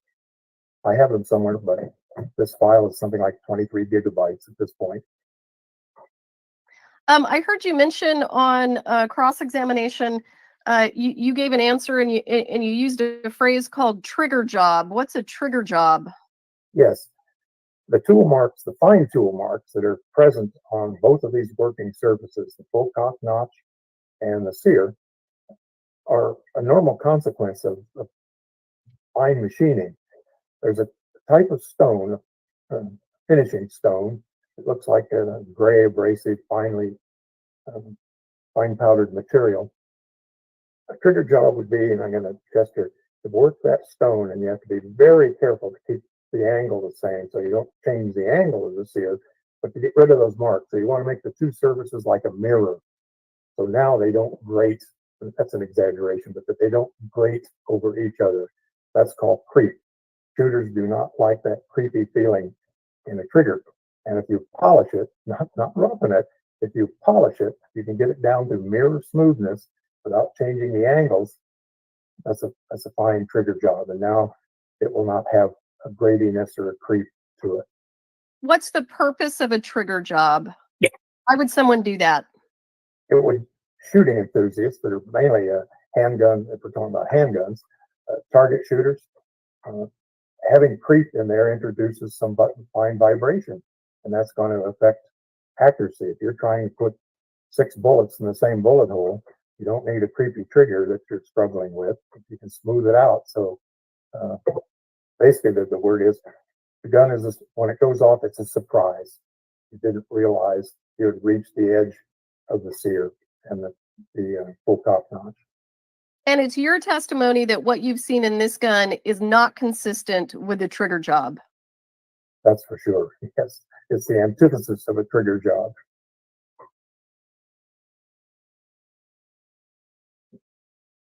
I don't have anything further, Your Honor. Thank you. Your Honor, I know the court seems to be, even though I have not had the pleasure of appearing before you live yet, Your Honor, soon, hopefully, does not often welcome recross. There's something going on here in this testimony that I am asking for just 1 minute to correct something, and I think that given the seriousness of this hearing and the seriousness of the case, I ought to be given 1 minute. I'm watching the minute. Go ahead. This testimony, you recall that when you were with Ms. Clark last week, you didn't remember anything about the April 29th interview that occurred in this case, right? That's true. I didn't. And since then, you have reviewed that interview and spoken to the prosecutor, correct? I asked for a copy of it so I could refresh my memory. And spoke to the prosecutor, correct? I don't know if it was verbal or an email. Please send me a copy of my January 29th testimony and the video. And Ms. Morrissey played for you some of the PTI videos so that you could see if you could hear Ms. Clark. Do you remember that? No, I don't. You don't remember her doing that? I don't remember her doing that. And do you remember having substantive any communications with the prosecutors since we left court on Friday? Well, yes, of course, to say, please send me this transcript and the video. And then about the time, that's about it. No other communications about what questions you might be asked or things to clarify on your examination, sir? No. And did you ever inform your son of your reversal of conclusions after the meeting with Mr. Ziegler? No. And All right. Thank you.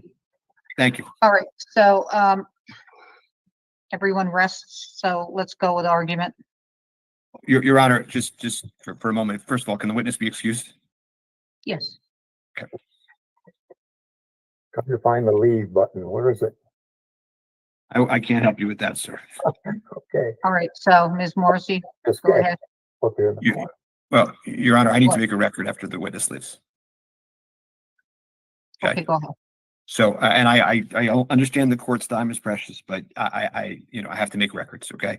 The court should know that we have filed a series of Brady motions and a supplement to the Trimbetta motion. I don't know if the court has seen it, but they are hitting or on the docket. The court also needs to be aware that we've made discovery demands, many discovery demands for many emails and other things. And when he got them and when he learned them, they have not been provided to the defense today. I was going to move to preclude his testimony entirely, and we have a very serious issue of him being provided information on cross-examination. That issue is not waived. In addition, the defense would seek to call briefly Mike Haig, who will stand by the August report. So the defense is not resting without that evidence before this court and at this hearing. Well, He's in the meeting. I am not going to entertain Mr. Haig. You can certainly bring those up in your motions that you've made before the court. This is a motion to dismiss the indictment based upon your claim of the destruction of evidence. I want to hear argument on that. Go ahead. Understood. Mr. Morrissey. Understood. So we will just preserve the ability, hopefully post arguments, to submit what we need to submit for Mr. Haig if the court does not accept the transcript that I showed. Just a last point, just to clarify. I'm not clear on what you're saying. Well, I'll take them in less significant to more significant order. The transcript that I said 16th versus 17th, that debate that occurred at the beginning, the person giving the examination said 16th when it was really the 17th. They just misspoke. So then throughout it, it says 16th. It is All right. obviously I don't want you to submit that again. I will use that exhibit that we used here. I don't know what Thank you. number it is, but it's the transcript of the grand jury, January 16th grand jury. It's the pretrial interview from June 17th of this year. Oh, I apologize. Pre-trial No, interview of Mr. Haig on June 17th. Okay. Correct. Thank you, Your Honor. All right. Argument. Your Honor, this is John Bash. I'm going to be You know delivering what? There's argument. only one person that gets to argue this from this law firm. What are you going to be doing? The argument? Yes, Your Honor, and I was just wondering if we would go first since it's our motion. Well, go ahead. That's not how the evidence played out, but, Okay. any objection, Ms. Morrissey? I don't have any objection. I will say Ms. Johnson will be arguing on behalf of the state. If Mr. Bash wants to argue, God, let's Alright, just get moving.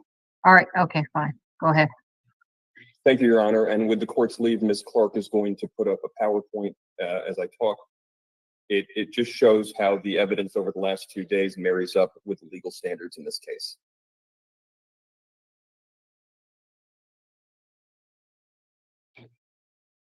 We can go to the next slide. So, Your Honor, we're here on a motion to dismiss the charges or in the alternative to fashion lesser remedies such as suppression and an instruction to the jury for the state's intentional destruction of evidence in this case. Now, there's 3 legal standards, as the court knows, that govern here.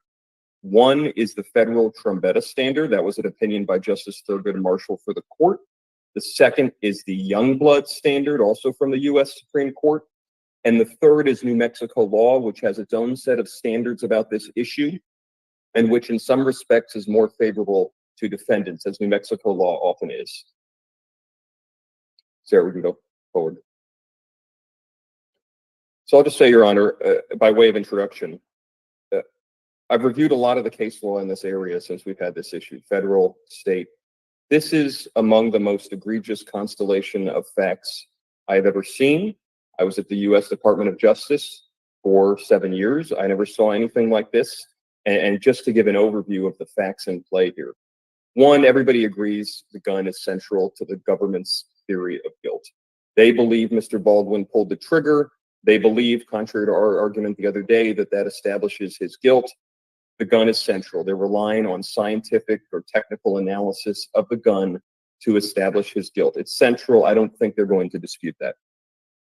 Second, another thing they're not going to dispute. The state knew that Mr. Baldwin had said he did not pull the trigger at the time they ordered the destructive testing. Corporal Hancock admitted she was aware of his interview on national television stating that he did not pull the trigger months before they ordered destructive testing. I believe Mr. Ziegler testified that he didn't know much about the case, but the one thing he did know is that Mr. Baldwin had said he did not pull the trigger. The state knew that before they destroyed the evidence. Third, the state knew that other witnesses had said the gun just went off, and we'll talk about that, but we've submitted that as evidence in this case. I believe it's Exhibit K to this motion. So multiple other witnesses said the gun went off.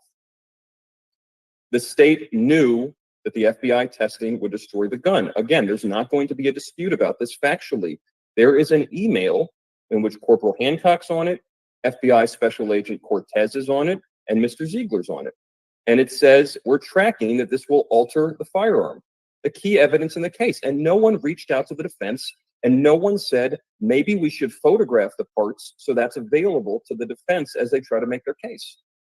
The state has given no reason in their briefing or in any of what you heard over the last 2 days why they did not seek at least to have those internal components photographed before they took a mallet to the key evidence and broke it.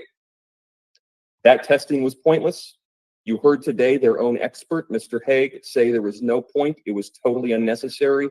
It makes no sense given the facts of this case because no one alleges a blunt force object hit the gun. It had nothing to do with anything. And worse still, Your Honor, they failed to do the test that actually might have made sense, the push-off test, where you take your thumb and you apply pressure in different ways to the spur of the hammer. And now we can never do that. We can never do it because they broke the hammer. And then the stuff we've heard a lot of today, that they had a report that said there was pre-existing modifications. They didn't disclose it for 9 months. They never even disclosed it to Ms. Gutierrez-Reed. They had their expert testify that he saw no other evidence of modifications when he had written a report and submitted it to the prosecution saying he did see other evidence of modifications. This is some of the most egregious conduct with respect to the destruction of evidence you will find in a reported decision. Sarah, can we go to the next? And just by way of overview, and then I'll get into the legal standards and the evidence, the state's arguments, Your Honor, in many respects, totally missed the point here. This hearing was not about whether Mr. Haig has a persuasive opinion. It's not about whether Mr. Ziegler has a persuasive opinion. It's whether the state was justified in depriving the defense of the opportunity to examine the firearm with its own experts in the original state. And we can never do that now. They've broken the hammer off. The full notch of the hammer off. We're never going to know what that looks like. So here's just one example. The state says, per Mr. Haig, that, well, the FBI testing broke off the full cock notch. That's why there's no notch. Okay, let's assume that's true. But we will never be able to assess what the full cock notch looked like in its original state. Did it have those unexplained markings on it? Was it smoothed a little bit in a way that it might not catch every single time on this year? We have no idea. And in fact, you just heard Mr. Haig say, well, we have all the parts. We don't. We don't have all the parts. We don't have the full cock notch. If you look, I think it's exhibit L, maybe, Sarah, or O, there's a picture of the box that has all the pieces that were broken, including little parts that were broken off, like a little sear. There is no full cock notch in there. The part of that was broken off is nowhere to be found. Maybe it was disintegrated. I don't know. With the state's testing, we will never be able to analyze that. That is, the idea of criminal prosecution is, in a sense, the cards are stacked against the state. They have to prove beyond a reasonable doubt. But now they've stacked it against the defendant. I mean, they got to do all their own analysis of the gun, and we never got to do it, and we'll never get to do it. And this is just a really important point in light of what we just heard. Mr. Haig has no idea what that full cock notch looked like in the original state. He doesn't. He can make an opinion that it was fully broken off or sheared off because of the mallet. He has no idea what it looked like, and he can't. No one knows because no one bothered to check, and no one cared about the rights of the defendant to have an opportunity to make a case. Next slide, please, Sarah. Another way the state's argument misses the point, Your Honor, almost their lead argument in the presentation the other day was, well, the gun was working fine in the sense that it fired, on the days leading up. But we all know that when machines don't work correctly, they're not working correctly every single time. I mean, I had a key that 1 out of every 10 times it wouldn't turn my lock, and the other 9 times it worked fine. I mean, sometimes these things happen randomly. It's hit at a certain angle. It's used at a certain angle. I mean, that proves nothing. And the idea that they can just destroy the evidence and say, well, it was working fine before, so it must be okay, that is not what due process requires. Next, Sarah, please. So, and this really stuck in my craw, Your Honor. And Mr. Ziegler seems like a good guy, but I mean, he did not receive the right training in the law if this is what he thinks. He said repeatedly, I had no reason to disassemble it. I had no reason. He means he had no reason for what he wanted to do. But he did have a reason to do that. The reason is to preserve evidence for a criminal defendant. And that is an absolute obligation under Brady and Trombetta and Youngblood. The government is supposed to preserve evidence so the defendant can take a crack at it. And so the idea that none of these people, the prosecutors, there's a typo there, but it's supposed to be SFSO or the FBI, none of them cared about their obligations to criminal defendants. Didn't even cross their mind. Didn't cross Corporal Hancock's mind. It didn't cross the prosecutor's mind, and it didn't cross Mr. Ziegler's mind that, hey, wait a minute, it's more than our investigation here. We might charge someone and attempt to imprison them, and they need a fair opportunity to look at this evidence. So let's go, Sarah. Okay, so there's 3 standards here. We'll zoom through this part pretty quickly, Your Honor, because I know you know this. So the Trombetta standard, that was that Thurgood Marshall opinion. The evidence needs to be apparently exculpatory, and there has to be no other comparative evidence. So it's in a sense like materiality and prejudice. The evidence mattered, and you can't get it another way. Let's go to the next one. Then there's this Youngblood standard that comes along. And what the Supreme Court said in Youngblood is, even if you can't show it's apparently exculpatory, and in a lot of cases, you're not going to be able to, because that's the whole problem. They destroyed it before you could look at it. Even if you can't show that it's apparently exculpatory, if you just show it's potentially useful and the government acted in bad faith, you're also entitled to relief. And what the Supreme Court said in Youngblood is that potentially useful, Your Honor, just means indeterminate. They could have run tests on it and maybe it would have showed something. That's all that means. That's a low bar. And a lot of the cases that have granted relief, it's been under this test. Let's go to the next slide. And so this last one is New Mexico law, Your Honor. And as I said, I read it as a little more protective of defendants' rights. And my understanding is that's pretty common across areas of criminal procedure in this state. And so the way we understand the test is that it requires either bad faith or materiality and prejudice. And the reason we read it that way, the font's a little small here, but there's this quote from the leading Supreme Court case on this, Chouinard, I hope I'm saying it right, where the state shows it did not act in bad faith, the defendant must show materiality and prejudice. So we read that as an either or, but even if the court didn't read it that way, I think it's indisputable that at least a showing of bad faith would reduce the showing you need to make on the other factors. So let's go to the next one. Okay, so this is really important. We think that bad faith is one of the keys here, because if you agree on bad faith here, this is pretty straightforward. As I said, we read New Mexico law to mean as if you have bad faith, and as long as the gun is determinative of guilt, which I don't think can be disputed insofar as the state's legal theory depends on whether he pulled the trigger, then we're entitled to relief. That's how we read Chouinard. And again, even if it's a sliding scale, it's going to be pretty likely we're entitled to relief if we establish bad faith.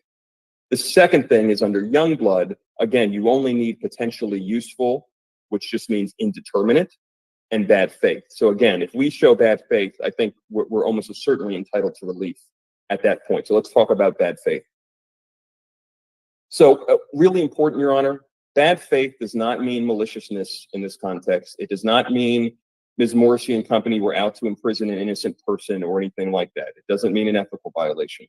What it does mean is that, and this is right from Youngblood, U.S. Supreme Court, the police themselves, by their conduct, indicated that the evidence could form a basis for exonerating the defendant before they destroyed it. So it's basically looking at, well, did the police think of this as potentially exculpatory evidence and then just went ahead and destroyed it? And this is the other quote from Youngblood, and it's cited in a lot of the cases in this area. The presence or absence of bad faith by the police for purposes of the due process clause must necessarily turn on the police's knowledge of the exculpatory value of the evidence at the time it was lost or destroyed. So no one's accusing anybody of ethical misconduct on this one. That's at least not necessary for the legal test. What it means is that they had an awareness that this was potentially exculpatory. And instead of stopping and saying, well, what do we need to do here? Do we need to document this? Do we need to preserve this? They just went ahead and destroyed it. Let's go to the next one. So we're just trying to give you some of the quotes from the hearing, just because that's what this was all about. It's clear, Your Honor, the entire purpose of the testing here was to either verify or dispel Mr. Baldwin's exculpatory statement. That was why they did it. There's no dispute about this. I mean, they elicited this on direct. Ms. Morrissey asked, and what was the reason that you proceeded with the testing anyway? And this is at the trial, I should say, of Ms. Gutierrez-Reed. We proceeded with testing because Mr. Baldwin had made statements that he didn't pull the trigger. And I'm going to throw in some ellipses, but the statement's there for everybody. So we needed to figure out how to disprove that theory or that statement. I mean, could there be a more textbook case of the Youngblood standard? They were doing this in order to disprove an exculpatory statement. That was the whole purpose of this. They clearly knew that the exculpatory nature, that the firearm had potential exculpatory value. They clearly knew that. And then they were told, and we're going to destroy it. And they didn't say, go make a picture of it. Go photograph it so it's there for the defense. And then Ms. Hancock, Corporal Hancock, just Friday testified to the same thing. She said, we were testing the theory due to the statement he made that he did not pull the trigger. So clearly they understood the exculpatory value. They were trying to disprove it. That's why they did this. Let's go to the next slide. So again here, and I won't belabor it too much, Corporal Hancock said on Friday, I think this was Mr. Spire asking, you were not certain at the time of the destructive testing that he had pulled the trigger. That is correct. It was quite possible in your mind that the gun had just gone off and that he hadn't pulled the trigger. That was the theory we were testing. They understood that this was potentially exculpatory evidence and they destroyed it anyway. Next slide. Okay, this is an easy one. The firearm is clearly central to the government's theory of guilt. If you read virtually any brief they file in this case, they say he pulled the trigger. And of course, Corporal Hancock accurately said yes when asked, you knew that the gun was an important piece of evidence. So unquestionably central to the case. Okay. Did they have knowledge that Mr. Baldwin had said he didn't pull the trigger? Well, we just saw it. That's why they were testing it. Numerous legal decisions have pointed to the defendant's exculpatory statements. So I'll just give one. And, if I'd urge the court to closely look at any decision cited by the briefs, it's actually this EDNY district court decision by Judge Deary, who's, as I'm sure you know, one of the most respected federal judges in the country. And it's a Soriano case. And in that case, a woman who was found with drugs in her bag at the airport claimed she was just a food courier. But the government had destroyed all of the food items and, food related stuff in the bags and I believe hadn't photographed them. And Judge Deary said, well, you just destroyed the evidence that could have allowed her to raise her exculpatory theory. You can't do that. And you knew that she was telling you her theory. In her interview, she said, I'm just a lowly food courier. I didn't know anything about the drugs. You were on notice of her theory and you destroyed it and you didn't take pictures. And you should have at least taken pictures, because then defense counsel could have showed that to the jury and said, see, her excuse makes sense. She had a bunch of food stuff in there and just a little bit of drugs. And at the hearing on Friday, Corporal Hancock again, why did you approve the test? Well, during the interview, I think she's referring to the George Stephanopoulos interview, he had made a statement that he didn't pull the trigger on that firearm, which is why we proceeded with the test. She knew about the statements. It's not only she knew about them, that was the reason they were testing them, because he made exculpatory statements. Let's go to the next one. Okay, and put aside Mr. Baldwin for a moment. They also had knowledge that other witnesses had said the firearm went off. Ross said in the commotion of making the movie, the gun went off. The court has all these. I believe they're in Exhibit K, or it looks like Exhibit N. The court has all of these. Multiple witnesses said it went off. I think I heard Corporal Hancock testify on Friday. There was some kind of common phrase like went off. I don't know if they're going to get up and say, well, went off could mean pulled the trigger or not. But you'd think if you were confronted with what they would assert are ambiguous statements, you would say, wait a minute, let's go talk to people and see if there's some legs to this idea that it went off before we destroy the gun, so that the defense can never prove up that theory. They didn't do that, as far as we know. And then here's just a little bit of the colloquy with Mr. Spiro and Corporal Hancock on Friday. Hannah Gutierrez-Reed told you that if you touch the trigger, it will just send the hammer down. She told you that, right? Yes. She had also told you that she had trouble loading a firearm on the day of the incident, right? Yes, she did state that. The state had they had red lights going off saying this gun might have been defective. This gun might have some issue where it goes off without the pull of the trigger. They knew that because that's why they ordered the testing, but they didn't preserve it for the defense. Next slide, please. So this really cannot be disputed either. The state knew the testing would permanently alter the firearm. There's an email. They can't get around the email. The email is from the FBI special agent in New Mexico to Mr. Ziegler, CCing Corporal Hancock.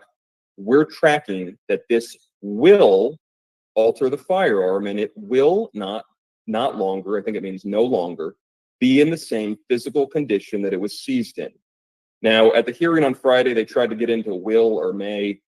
I don't think that really matters legally. I mean, if there's a non-trivial chance it's going to destroy it, I don't think that would make any difference in the legal test. But at any rate, they said will. I heard Corporal Hancock get into something on alter versus destroy versus damage. I don't think any of that has any legal consequence. You can't make it so that the key evidence in the case is not accessible to the defense when they're trying to establish innocence or so reasonable doubt. Next, please, Sarah. Okay, this to me is key, Your Honor. There's been a lot of briefing. You've now sat through a lot of testimony on this.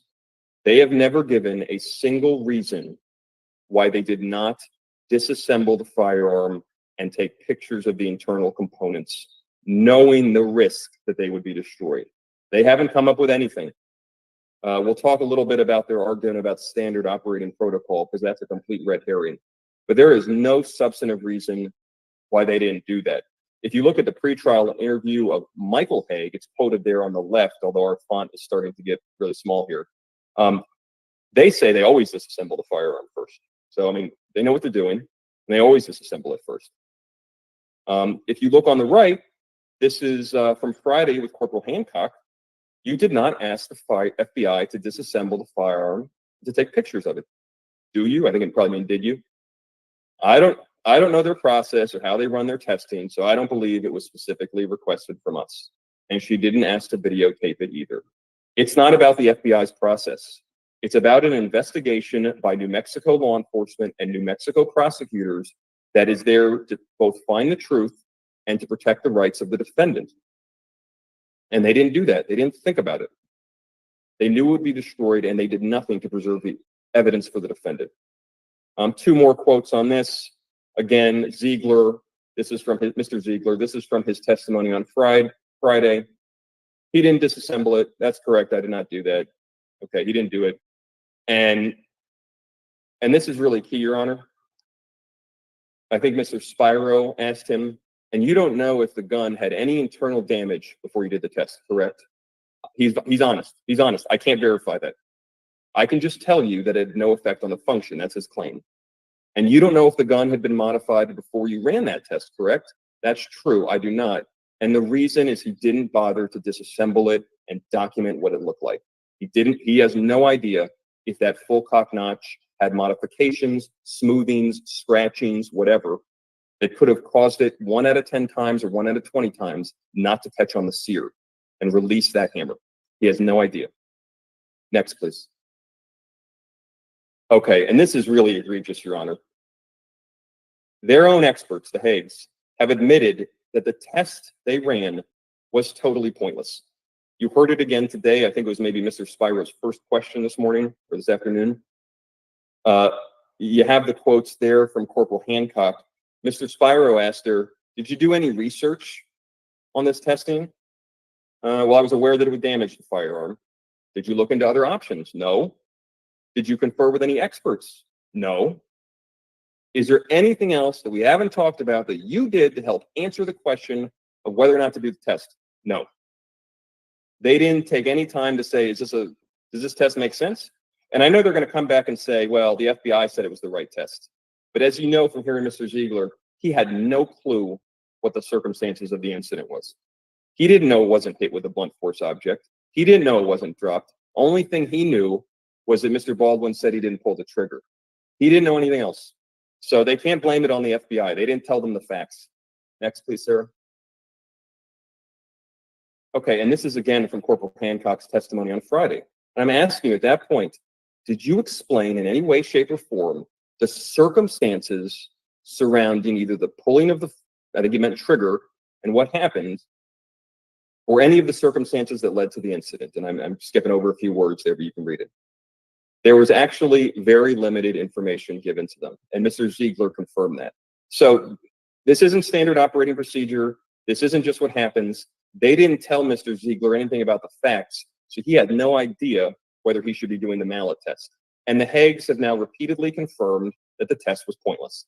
So, I mean, I cannot imagine when I used to run a prosecutor's office right across the border, if my AUSAs came to me and said, we have an accidental discharge claim, we destroyed the gun, okay, did you document it? No. What was the point of the test? It was actually pointless. Did you do the test you should have done? No. I mean, it's outrageous. And so here's just more on the pointless mallet test. This is from Ziegler. You had no reason to believe that the prop gun on the movie set had been hit with a hammer. No, sir. And you also didn't believe that the gun had been dropped and fired. I had no background knowledge. The reason is not because Mr. Ziegler did anything wrong necessarily. It's because the prosecutors and the sheriff's office in this case did not tell him the context before he broke the gun. And then here's just what I was saying. Mr. Haig, this is back, actually, this is some of his testimony from Friday. You would agree that the testing that Mr. Ziegler did was unnecessary. Yes, I would, and I do. So, and I just note, right at the beginning today, Mr. Haig again agreed with this. The testing was unnecessary. Next, please, Sarah. And this is what I was just referring to. There was actually a test that might have made sense, and Mr. Haig has said that it would have made sense, but they didn't run it. They didn't do the push-off test. That's putting your thumb behind the hammer. That might have simulated, okay, you know, if Mr. Baldwin's thumb was on the hammer and something happened, he put pressure on it a certain way, could this gun have gone off? They didn't do it, and we can never do it now because they destroyed the full cock notch. And so you can never do that test. The defense can never do it. We can never try to establish reasonable doubt by doing an appropriate test, one that I think Mr. Haig called useful, because they ran a test that Mr. Haig admits was pointless. Next, please. And then this last thing, and this is a aspect of this case, Your Honor, that, I haven't actually seen this in the case law. It's so egregious. It's essentially a Brady type spin on the Trombetta problem.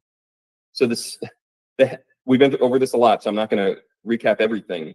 But the Haigs wrote a third report in August 31st. They said in that third report, there are unexplained modifications on this firearm, on the sear. We have no idea who did this. It likely was not the FBI. They said that. They submitted it to prosecutors like they were supposed to do. They were being careful. We didn't get this report for 9 or 10 months. I don't know if it was intentional or not. Ms. Morrissey said it was an oversight. We didn't get this report until it came out in a pretrial interview that it existed. Ms. Gutierrez-Reed never got the report. Her lawyer never got that report. The state stipulated to that earlier today. And then here's what we were, let's go back, Sarah. Here's what we were talking about earlier. People wanted the transcript site. This is from Ms. Gutierrez-Reed's trial. Mr. Bowles, who, as you know, was her lawyer. Okay, sir. So other than the FBI testing, breaking those components, you didn't see any other evidence of modification or damage. I did not. Your Honor, at that time, way before these recent meetings with Ziegler where they changed, or at least where Luke Haig changed his conclusions, he had submitted a report to the prosecution saying there are unexplained modifications that were likely not caused by the FBI. And then he testified in open court, there are no unexplained modifications. It does not get starker than that. Let's go to the next slide, Sarah. Now, I listened today. We kind of worked up this slide really quickly as we were listening today.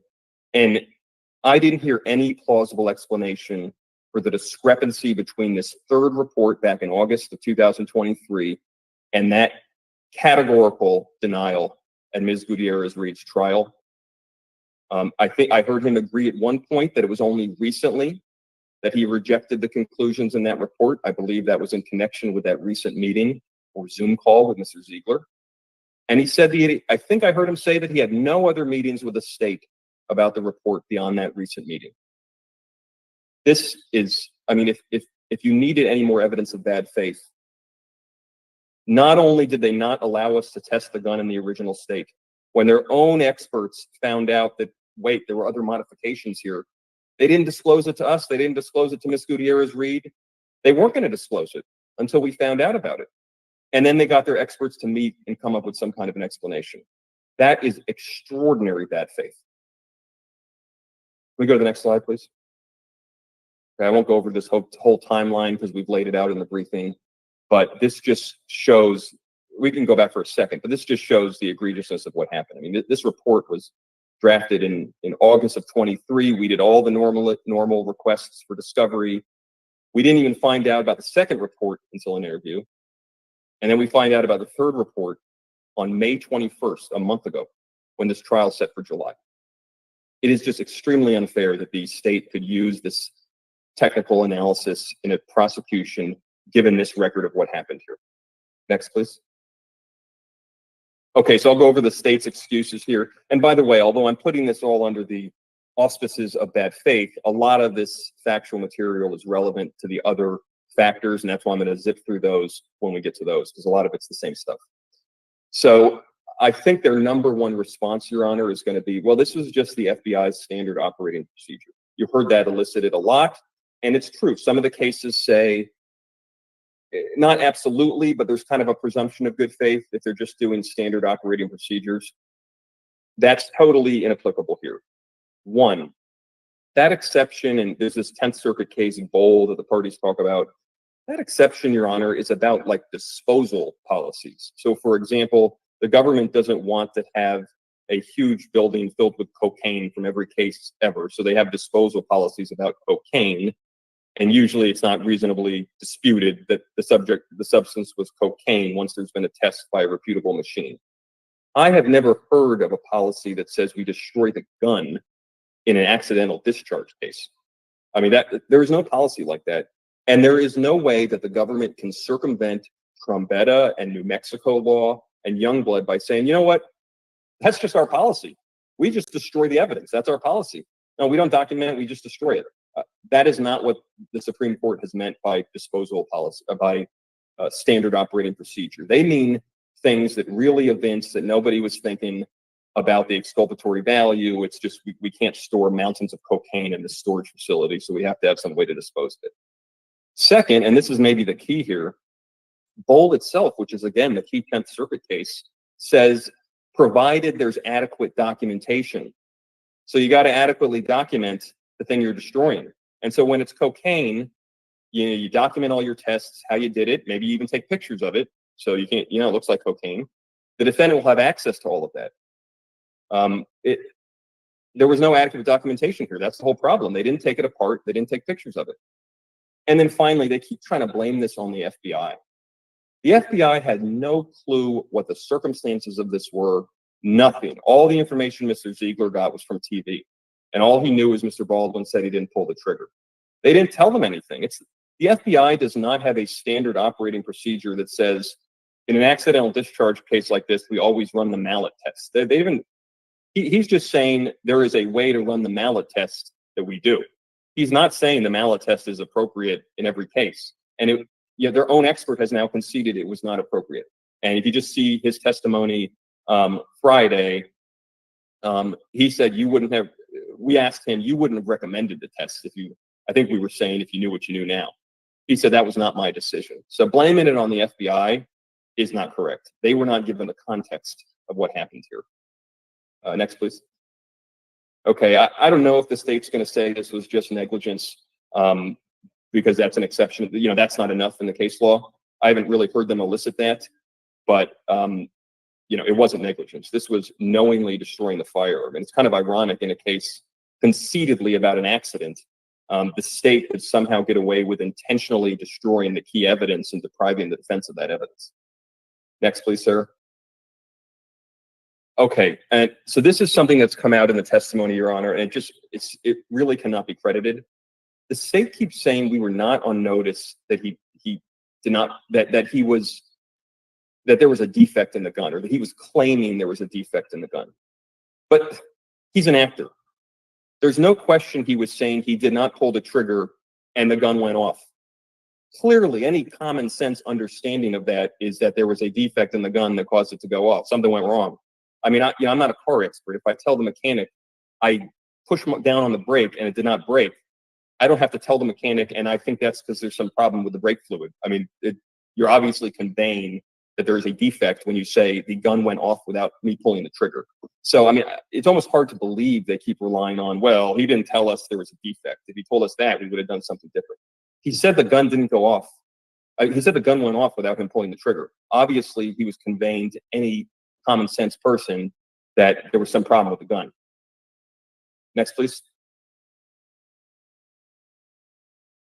Okay, and then the last thing I heard them say, I think they asked a question like, well, did defense counsel ever notify you they don't want us to destroy the gun?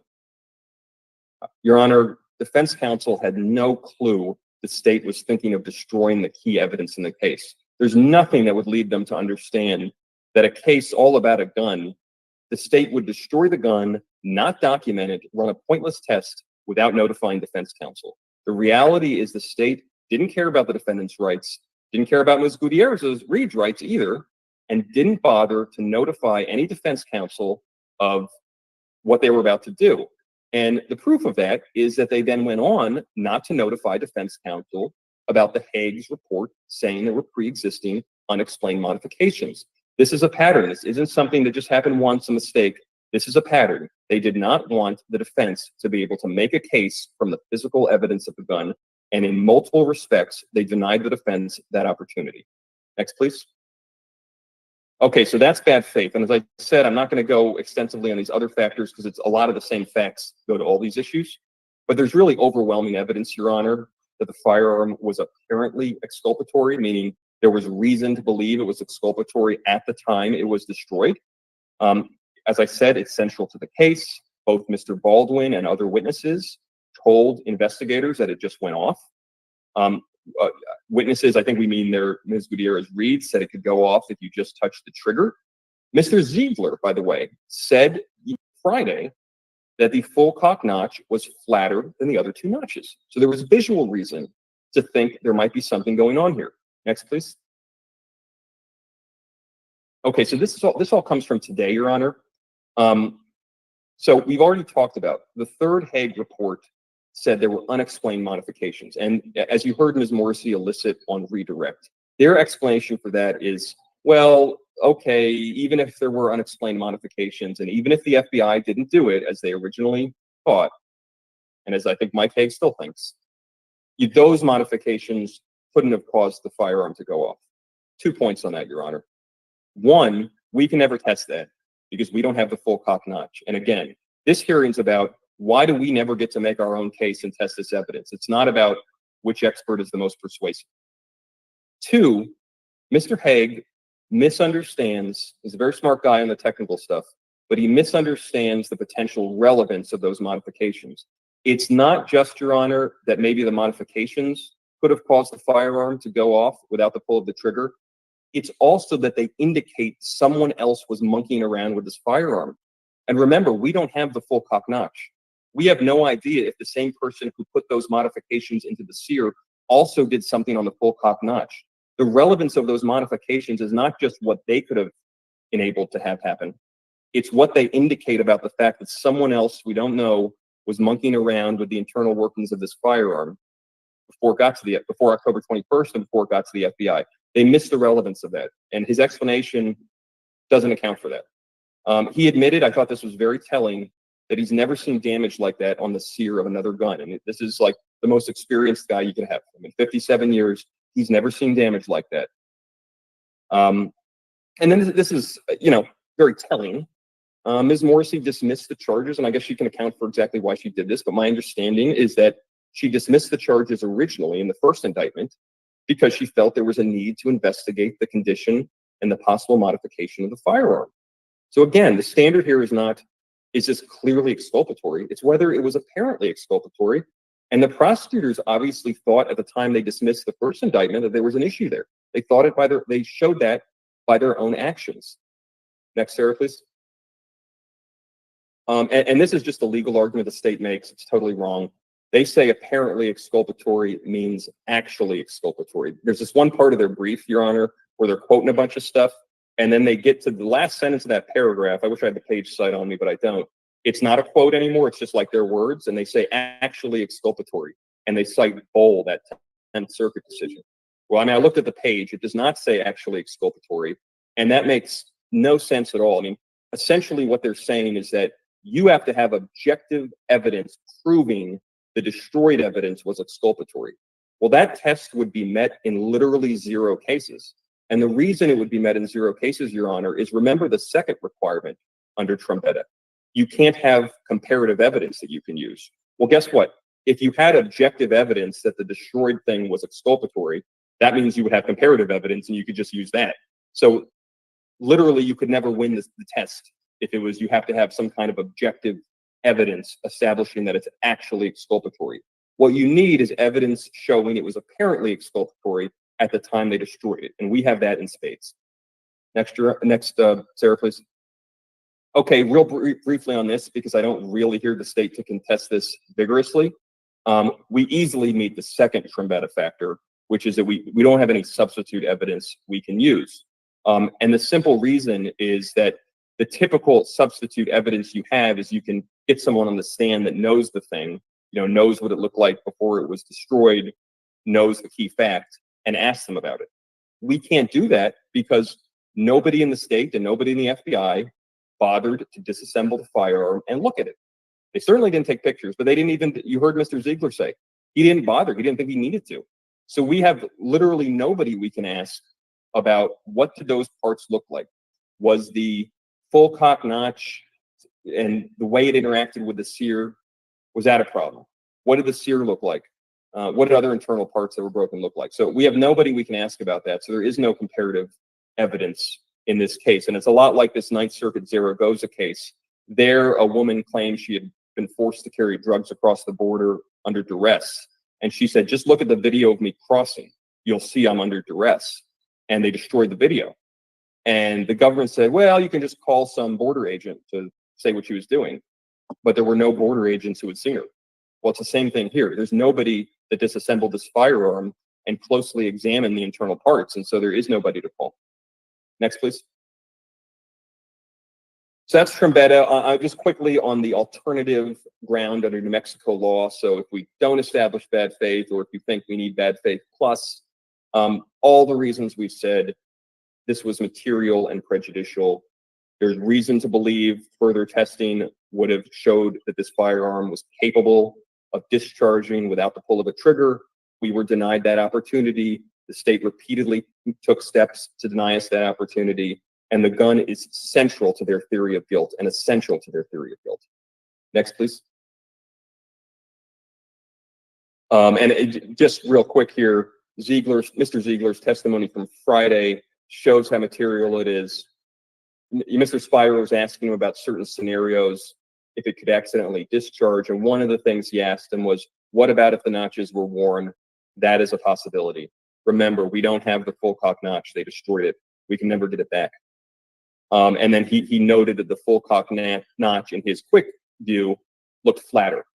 But of course, he didn't closely examine it as far as we know. Next, please. And so this is our last slide, Your Honor. Although I want to make one point on the merits before I get to the remedy that I just overlooked in our presentation.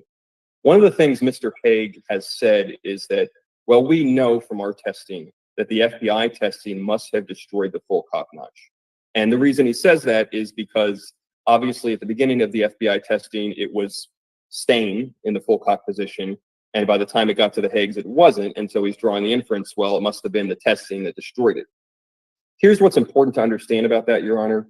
He cannot say that that means the full cock notch was non-defective before the FBI testing. He can say that the FBI testing like fully broke it, and so it would never catch.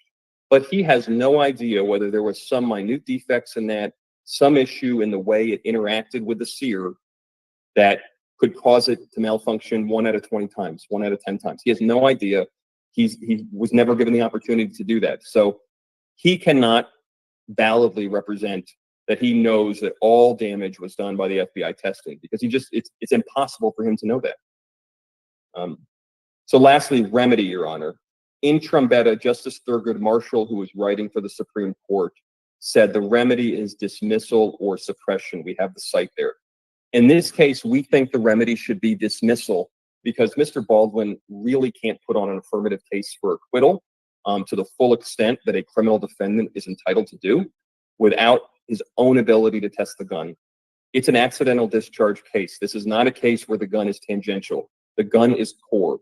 And the prosecution denied the criminal defendant the opportunity to see it, to test it. It's outrageous, and it requires dismissal in this case. In the alternative, Your Honor, we think an imperfect, but certainly better than nothing, remedy would be to suppress all evidence and argument by the state that Mr. Baldwin pulled the trigger, and then give a corresponding instruction that he did not. Now, it's not perfect because there still may be jurors sitting there thinking, I wonder if he pulled the trigger. Why didn't they put on any evidence that he didn't? But it's certainly better than nothing, and it would at least somewhat level the playing field when, you know, the huge burden is supposed to be on the prosecution. But they've flipped that. They've made it so we have no ability to test the gun. And that would go some ways towards fixing that imbalance. But at a bare minimum, Your Honor, we would ask this. Of course, we think dismissal or that other remedy is better. But at a bare minimum, we would ask that all of the, I guess I'll call it scientific, technical analysis of the gun that the state performed, that Ziegler, the Higgs, and so forth, be suppressed. And so under that scenario, the state would still be able to say, well, we think he was mishandling the gun in some earlier day, and so it must be that he pulled the trigger, or whatever their other eyewitness evidence they think they have. Under that scenario, they could still present all of that, but all of this technical evidence would have to be suppressed. So that's our sort of third option. Imperfect, not as good as the first two, but we'd ask the court to consider that if the court thinks the first two options are not warranted. So in short, Your Honor, I'll get up on rebuttal if there's anything worth rebutting. But this is an outrageous series of events. I don't think you will find a reported case with such an intentional destruction of a key evidence in the case without any effort to preserve it, even though it would have been the easiest thing in the world to disassemble the firearm and carefully photograph and measure the parts.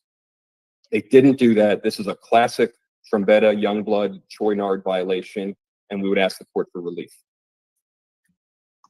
Thank you. First of all, my assistant wants to get on and tell you all what she needs on these exhibits, so go ahead. Yeah, whatever.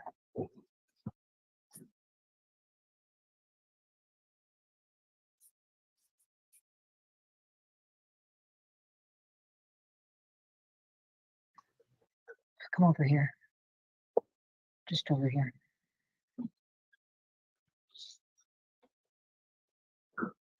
Can you guys hear me? They're all muted. I don't know why Yes, they're we all. can. Okay, Yes, we can. go ahead. My name is Haven. I'm the court monitor, and even though you guys have a court reporter, I'm in charge of every single exhibit. So what I need is for both sides to send me a list of everything that was admitted. If it's in your email, then that's fine. I have all of your exhibits in the email. And then from here on out, there's not much I can do with an exhibit if it's not admitted or labeled by you, or if it's just like shown and published. I have no way of knowing. All right, let me clarify. What you admitted was what you showed on screen, okay? Nothing else was admitted because you didn't move for the admission. You just put it up on screen. So that's what you need to identify as admitted, okay? Right. The one exception for that, because I didn't know if the court wanted me to put it on screen, was simply the email that I said, the affirmation that I said I was sending to. She stipulated to that. Correct. But I just wanted to make sure the court knew that. I intentionally didn't put that on screen and sent it to. Ms. Morrissey? I don't know that the defense went through and discussed and admitted exhibits A through Y. Is that the issue that No, you're it's just addressing? like when you moved on from your bullet exhibits and you didn't admit like 14 of them, okay? It's only what was shown up on screen, all right? So I just want to be clear, the exhibits that the defense did not put up on the screen are not admitted. That's correct. Yeah, Except for just to clarify, at the beginning of the hearing, that's why I said that, because I was trying to allow this to move smoothly, that, will the court deem the filings and the attached exhibits admitted for the purposes of this hearing? And or Linda Johnson said that's fine with the prosecution. And so that's why I wasn't going through the procedure. Oh, okay. Also All this- right. yeah, You know what? that's- That sounds fine. Does that sound fine to you, Ms. Morrissey? Yeah, and that was we expected the same of our exhibits. Okay, We very good. wanted that All to go both ways. Okay, so we'll do the ones on the pleadings, Okay. what I'm telling her. Okay, all the exhibits in the pleadings. Now, way past what I had anticipated. You may have 7-minute reply, Mr. Bash, and I will time you on that and I will cut you off. Okay, go ahead, Thank you. Ms. Johnson. Thank you, Your Honor. May it please the court. Your Honor, pursuant to Trombetta versus California, it is the defendant's burden to demonstrate that, number one, the unavailable evidence possessed exculpatory value that was apparent before the evidence was destroyed. And number two, that the evidence is of such a nature that the defendant cannot obtain comparable evidence by other reasonable available means. It is their burden. And what you heard the defense argue is everything the state did and didn't do. but they didn't demonstrate by objective and independent evidence that the police or the law enforcement officers in this case knew, or this perceived exculpatory value of this evidence was apparent to law enforcement. So the defendants believed exculpatory value of the internal components of this firearm were not apparent to law enforcement, Your Honor. You heard testimony from Officer Hancock, or excuse me, Corporal Hancock, who said this gun appeared perfectly fine. There seemed to be nothing wrong with it. You heard from Mr. Ziegler. When he received it at the FBI, the gun fired 12 times, just as designed. There was nothing apparently wrong with this gun. So the defense now comes and argues that this accidental discharge testing that led to the damage of some of these components deprived the defendant of this exculpatory evidence. Well, that's not the way the test works. The mere possibility that this destroyed evidence could have been tested, could have exculpated the defendant, is not sufficient to satisfy the first prong of Trombetta. And that was clarified in Arizona versus Youngblood, 488 U.S. 51 at page 56, where the Supreme Court clarified the Trombetta test, that the defense bears the burden of demonstrating that this unavailable evidence possessed exculpatory value, but not just possessed exculpatory value, but that it was apparent to law enforcement that it possessed exculpatory value. And so I know the defense takes issue with the state's argument that they have to show through independent and objective evidence. And I'll tell you exactly where that is. United States versus Bull and United States versus Martinez. In United States versus Bull, which is 25 F 3rd 904 at page 911, the 10th Circuit, U.S. 10th Circuit Court of Appeals noted, and in that case, just to give the court a little background, I'm sure you probably already read it, Your Honor, the defendants were charged with, where they were tasked with building these radio tower legs and these radio towers. The legs had to conform to certain chemical specifications.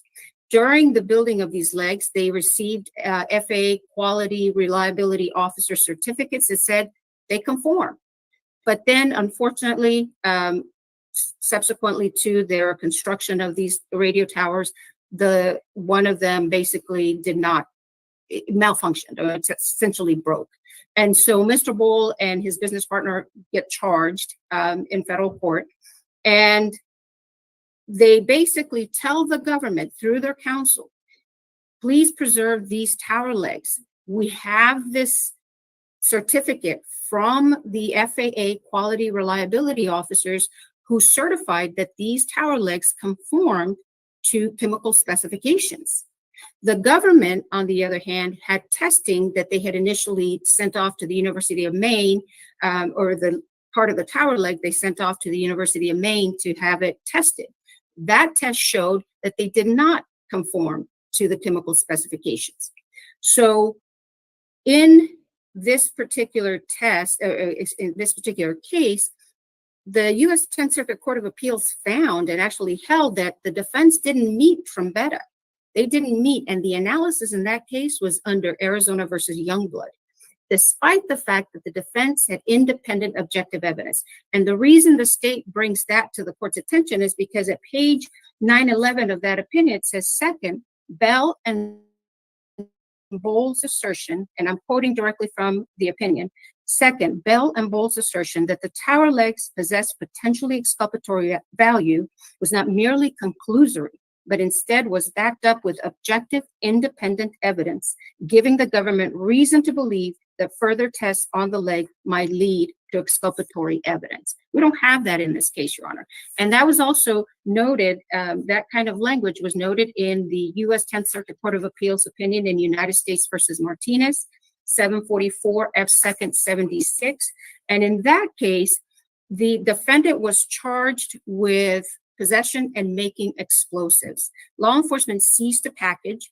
They essentially removed the blasting cap from the device. They opened the wrapper, and then they took the material, they burned it, and they buried it. They also transported other materials, such as a manila envelope that contained a mailing label. But unfortunately, well, they actually processed that for fingerprints and they photographed it, but then they subsequently destroyed it. Mr. Martinez filed a motion to dismiss under Trombetta. The 10th Circuit Court of Appeals affirmed the district court's denial of the Trombetta motion and noted that the defense was merely arguing. So what the defense was arguing was the manila envelope could have been exculpatory, the mailing label could have been processed for DNA, for saliva, on the mailing label to determine it was not Mr. Martinez. And in fact, they argued that there was no evidence that these items that were destroyed were even explosive devices. The 10th Circuit noted that other than conjecture and speculation, not independent objective evidence, the defense had not demonstrated that these items, before they were destroyed, were apparently exculpatory to law enforcement. Again, what we have here. But then you also have to look at the second prong of the Trombetta test, and that is, does the defense have other available comparable evidence that they could use in this issue? That is addressed by United States versus Ludwig, which is 641 F 3rd 1243, also a 10th Circuit Court of Appeals decision. And in Ludwig, the law enforcement officer conducted a traffic stop. They lost or destroyed the video that documented this traffic stop, and the defense filed a motion to dismiss under Trombetta. The 10th Circuit noted that Ludwig did have other comparable evidence that could be obtained by other reasonable means, and that page 1254 of that opinion, the 10th Circuit notes, we rejected defendant's Trombetta claim, reasoning that the defendant could have called witnesses to the event to adduce what the missing videotape evidence showed. They have that in this case. You have the officers who seized this gun. You have Mr. Ziegler, who conducted the accidental discharge test. You have Mr. Haig, Luke Haig, Mike Haig, who can testify about their analysis and examination. The parts are still available. The fact that this gun was unfortunately damaged during the accidental discharge testing does not deprive the defendant of the evidence that they could use effectively in cross-examining, and we saw that. Defense counsel effectively used this information in cross-examining just in this motion hearing alone. It looked like he was doing it for a trial, but that right there demonstrated that they have other reasonable available means to get to making their point. So they fail under Trombetta. So then we go into Arizona versus Youngblood. Under Arizona versus Youngblood, the U.S. Supreme Court added a third test that in order for the defense to demonstrate a due process violation, they have to show that that the law enforcement acted in bad faith. And at page 57 from the Youngblood decision, 488 U.S., page 57, it says that basically when you deal with failure to preserve, and I quote, evidentiary material of which no more can be said than it could have been subjected to tests, the results of which might have exonerated the defendant, the court has to look at the third prong, and that is that there was bad faith on the part of law enforcement. And that bad faith element actually dovetails with Trombetta's first element, which talks about what essentially law enforcement was aware of. So you have to look at what was law enforcement aware of in this case. And Your Honor, a dispassionate review of the evidence in this case leads one to conclude that the exculpatory value of this firearm in the condition it was in on October 21st, 2021 is extremely low. First, Mr. Baldwin himself told OSHA investigators that the gun had no mechanical defects. In fact, he was asked specifically, Corporal Hancock testified to that. He was asked, was there anything mechanically wrong with the gun? He said, no, there was nothing wrong. I'd been using it for days. The only problem was that there was a live bullet in the gun. Those were his words. That could not put law enforcement on notice that this gun had, if you believe their theory, some potential mechanical defects. When he was interviewed by law enforcement on October 21st, 2021, he never said, I didn't pull the trigger to the officers. He said the gun went off. Well, saying the gun went off is not the equivalent of saying there was something wrong with this gun. People say the gun went off because nobody was expecting that a live bullet would be in there. It's unknown. But what we know is that when somebody says the gun went off, does not equate to there's something wrong with this gun. So there's no way for law enforcement to be put on notice that there could be anything wrong with this firearm. And the United States versus Bold decision, Your Honor, was actually a good decision for this court to look at, because in that case, what you had, and the court did find a due process violation under Youngblood. They didn't find it under Trombetta because they, as I mentioned earlier, the defense did not demonstrate that it was immediately apparent at the time. But under Youngblood, they did find bad faith. And the reason they found bad faith in Bowl is because, number one, the defendants had this certificate from the FAA quality assurance officers that indicated these tower legs conform to chemical specifications. And then they asked the government, when the government seized the tower legs, to please preserve the legs. They begged the government to allow them to conduct testing on these legs. And despite getting these numerous requests, the government destroyed the tower legs. The court in Bowl did find that that is bad faith, because they knew not only that they had the FAA certificate, they also were put on notice by the defendants. Hey, these tower legs conform to specifications. Nevertheless, the government destroyed them. That's not what we have here.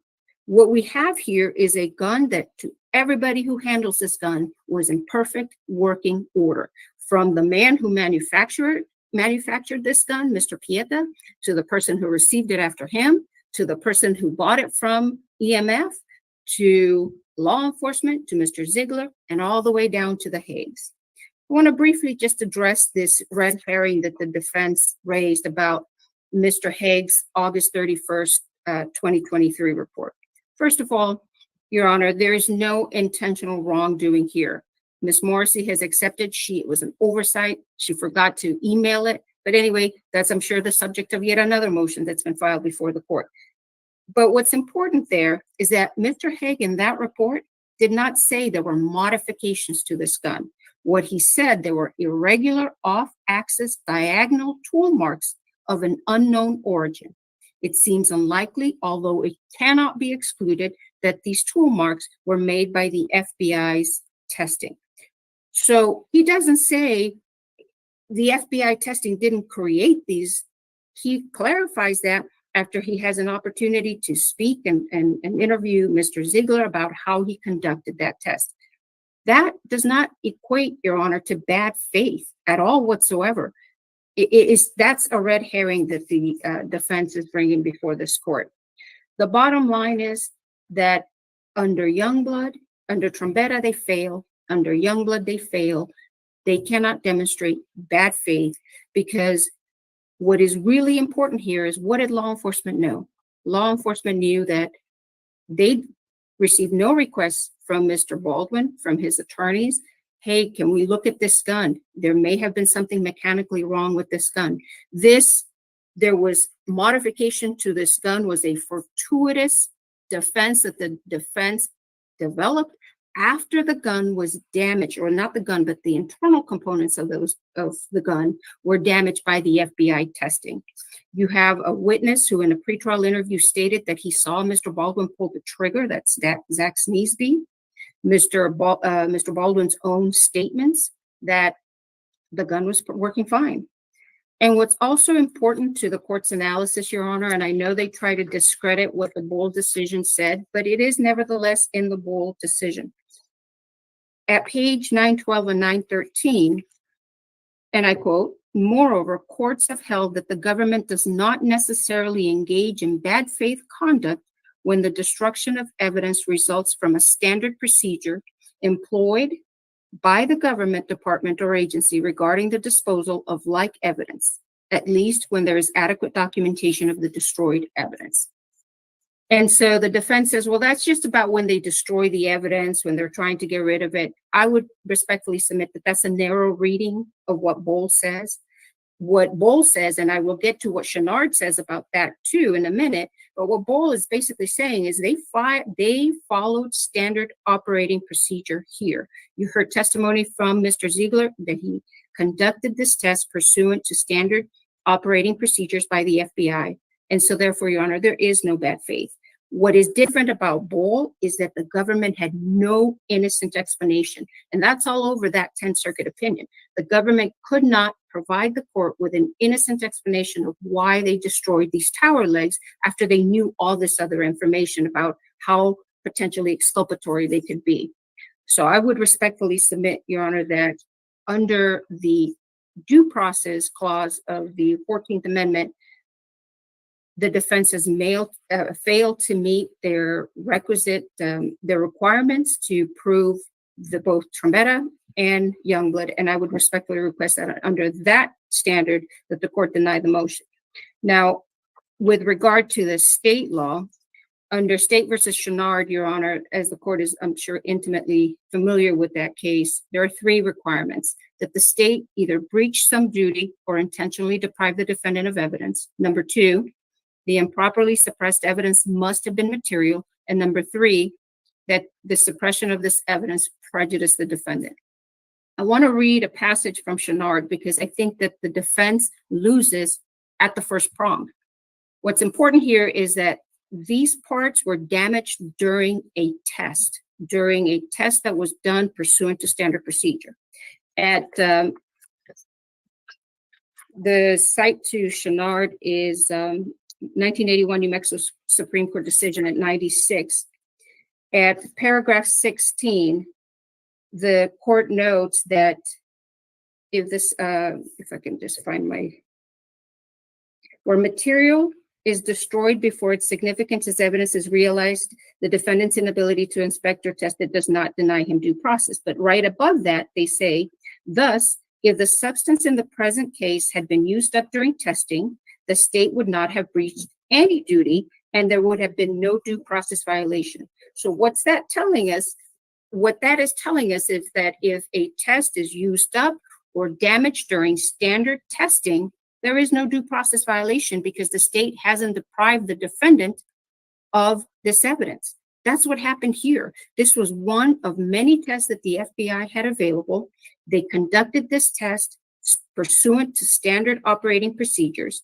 And if you look at the reasoning in Chenard and the logic of Chenard, that basically it's saying if the evidence is consumed during testing or damaged in this case during testing, the state has not breached a duty. And so the defense fails under the first prong. And the court's analysis should end there. But even if the court goes to the second and third prongs, the second prong is materiality. So as to this element, the defense has to show that the damaged evidence, basically the court looks at the damaged evidence and how it's affected by the weight of other evidence. Well, you have witness testimony who saw Mr. Baldwin pull the trigger. You have the numerous videos that Ms. Morrissey was playing for the court on Friday where that gun worked perfectly fine. You have an expert who actually watched every single one of those videos and said that gun appeared to be working perfectly fine. You have expert after expert who said, even if you assume that those diagonal lines were there, that gun, would not have affected the functionality of that firearm. So the second factor or element that the court looks at in determining whether it's material is the opportunity to cross-examine. And that's right from Chenard. They have ample opportunity to cross-examine. The defense, you have capable defense counsel representing Mr. Baldwin. They will absolutely take advantage, and we saw in the last couple of days that they have taken advantage of these issues and can ably and vigorously cross-examine the witnesses about these tests that were done on this gun. And number 3, the defendant's use of the loss in presenting his defense. Again, that goes with number 2. They can make very effective use of this testing and what happened during the testing. And the parts are still available, Your Honor. In fact, they had somebody go look at this evidence. He's a retired ATF agent. Go look at these pieces, these items from this revolver back in end of April, I believe. But we didn't hear from that expert, and it's their burden. And finally, Your Honor, with regard to the last prong, and that is prejudice. In State versus Bartlett, 109 New Mexico 679, the court noted that prejudice has two components. One, the importance of the missing evidence to the defendant, and number two, the strength of the other evidence of the defendant's guilt. There is ample evidence of the defendant's guilt in this case as it relates to his conduct, his reckless conduct, and this claim, self-serving claim that came months after this unfortunate tragic event of October 21st, 2021, does not mean that this gun had been modified or this gun discharged on its own. There's evidence to show quite the opposite. So there is other strong evidence of the defendant's guilt in this case. Your Honor, they have failed to meet their burden as it relates to the U.S. Constitution and the state constitution, and we would respectfully request, Your Honor, that the court deny this motion in its entirety. Unless the court Thank you, has Ms. any other Johnson. questions. I Thank do you. not have questions. Thank you very much. All right, reply 7 minutes. Thank you, Your Honor, and I'll try to beat that. One quick housekeeping clarification point. When I said our narrowest remedy would be just suppression of the technical evidence and they could bring it in other ways, I, of course, did not mean to forfeit independent objections to whatever other evidence they might bring in. I just want to make sure that's clear. Ms. Johnson said we had the burden. We satisfied that burden under Trombetta and Youngblood. I would just note from the court that Choynard, and I'm sure I'm mispronouncing that, said when the state shows that it acted in good faith, then you go to materiality and prejudice. So as we read that statement, it does not put the defendant on the burden on good faith. We heard very little about Youngblood and bad faith in that submission. Ms. Johnson spent a lot of time on Trombetta. As we've noted today, the easiest resolution of this case is under the bad faith prong of Youngblood and New Mexico law. Youngblood requires only that the evidence be potentially exculpatory, meaning that tests might have indicated that it was exculpatory. We clearly satisfy that. On bad faith, I mean, it's hard to see how the state can contend that there's no evidence of bad faith here. They knew months before they ordered testing that they knew would destroy the gun, that he was claiming, and that other witnesses had claimed it just went off. They have provided no reasons why they didn't disassemble or photograph it, none. You didn't hear any answer in that presentation on why they didn't at least preserve the evidence through photographs. You've heard no defense of the mallet test. They can't, because their own expert, Mr. Haig, says it was pointless. You've heard no defense of why they didn't run the push-off test when it was still possible to do that. And they hid the exculpatory report for months. And again, that report is exculpatory because it provides evidence that someone other than the FBI had modified this gun. So what does all that mean? Two things. One, we can never use our own expert to examine the original state of that firearm. It's not fair that a criminal defendant doesn't get that opportunity and the state did through Mr. Ziegler. That's not fair. That's not how criminal prosecution is supposed to work. Second, because of this late Haig disclosure, we can't even really scrutinize the Haig's analysis with our own expert because they disclosed it a few weeks before trial. I mean, it's just outrageous. This is not how criminal prosecution is supposed to work. It's not in keeping with the duties of the prosecutor. As expected, Ms. Johnson said, well, this was just standard operating procedure. It's not. They have no explanation for the fact that it was the sheriff's office that requested this testing and did not tell Mr. Ziegler the circumstances, did not tell him that no blunt force object had impacted this gun. There is no FBI manual that says in these circumstances, he should hit the gun with a mallet many times until it breaks. There is no standard operating procedure. And if you listen to the quote she quoted from Bohl, which is their case on this, it said that that's about disposal, one, and that is only an exception when there's adequate documentation. That was in the quote she read. None of that's satisfied here. Finally, Your Honor, she said under Trombetta or under New Mexico law, you know, there's comparative evidence because we can cross-examine somebody. But I heard no response to the problem with that. There's no one to cross-examine because nobody took the time to open the gun up, look at its parts, take measurements before they destroyed it. It's like the Zaragoza case. There's no one to cross-examine. And I'll just end with this and then a quick sum up. I heard again that the parts are still available. They are not still available. There's a picture in the record, I believe it was Exhibit L. The full cock notch was sheared off, and it is not available because they destroyed it and they rendered it unavailable for the defense. That is just not accurate. It is not available. So with that, Your Honor, again, this is an egregious constellation of facts. There's clear bad faith. The evidence was clearly apparently exculpatory because that's the entire reason they did this test, to try to disprove Mr. Baldwin's exculpatory statement. With that, I'll put it in the hands of the court. Thank you. All right, thank you. The court is going to put this in a written order, and it will be the court's decision, and it will be filed sometime Friday. I will tell you this, I will not take any supplemental briefing on this. It will be discarded.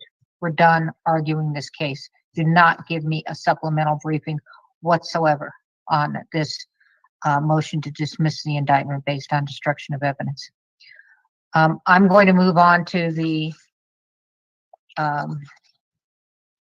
scheduling order because today is the pretrial conference and docket call. It was also the deadline for the plea.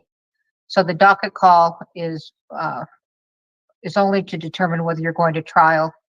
And obviously you would have told me you had a plea today, and the deadline is today.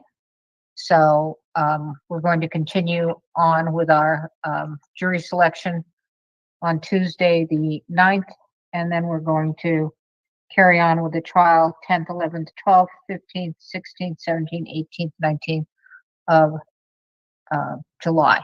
Okay? Yes, Your Honor. We have a hearing on the motions in limine on the day before jury selection, as I understand Yes, it. yes, And you do.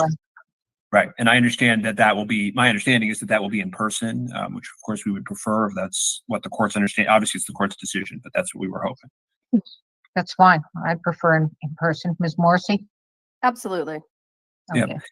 And then one other thing that's in the scheduling order that I think I should bring to the court's attention, which is, yes, that is the schedule, but you told us that if there's anything that causes an issue, to bring it immediately to the court's attention. The state has disclosed 44 witnesses, including 13 expert witnesses. And I don't know what to say to the court other than I don't know how we could get through 1/5 of that. And so I don't know whether that is just an attempt to make this process unfair, or whether they intend to call 44 witnesses and 13 experts, but they have disclosed that for an 8-day trial, and it doesn't make any sense to me. And so I wanted to alert the court to that. Ms. Morrissey? Your Honor, I have always had some concerns that we did not have enough time to try the case. I will also say that the defense has filed extensive witness lists, and I think their witness lists total 25 or 30 witnesses. So I don't know whether they're intending to call those witnesses or whether that was just gamesmanship. But if at the end of the day, this is a 50 witness trial, we will not have enough time if we have to stop on the 19th. So I would ask the court,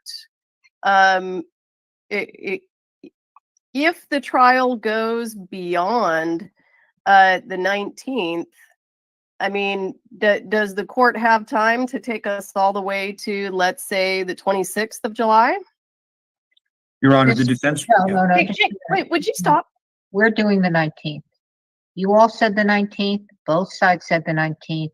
I can play back the log notes. Both of you said this should be fine. Okay? I will split up that time frame.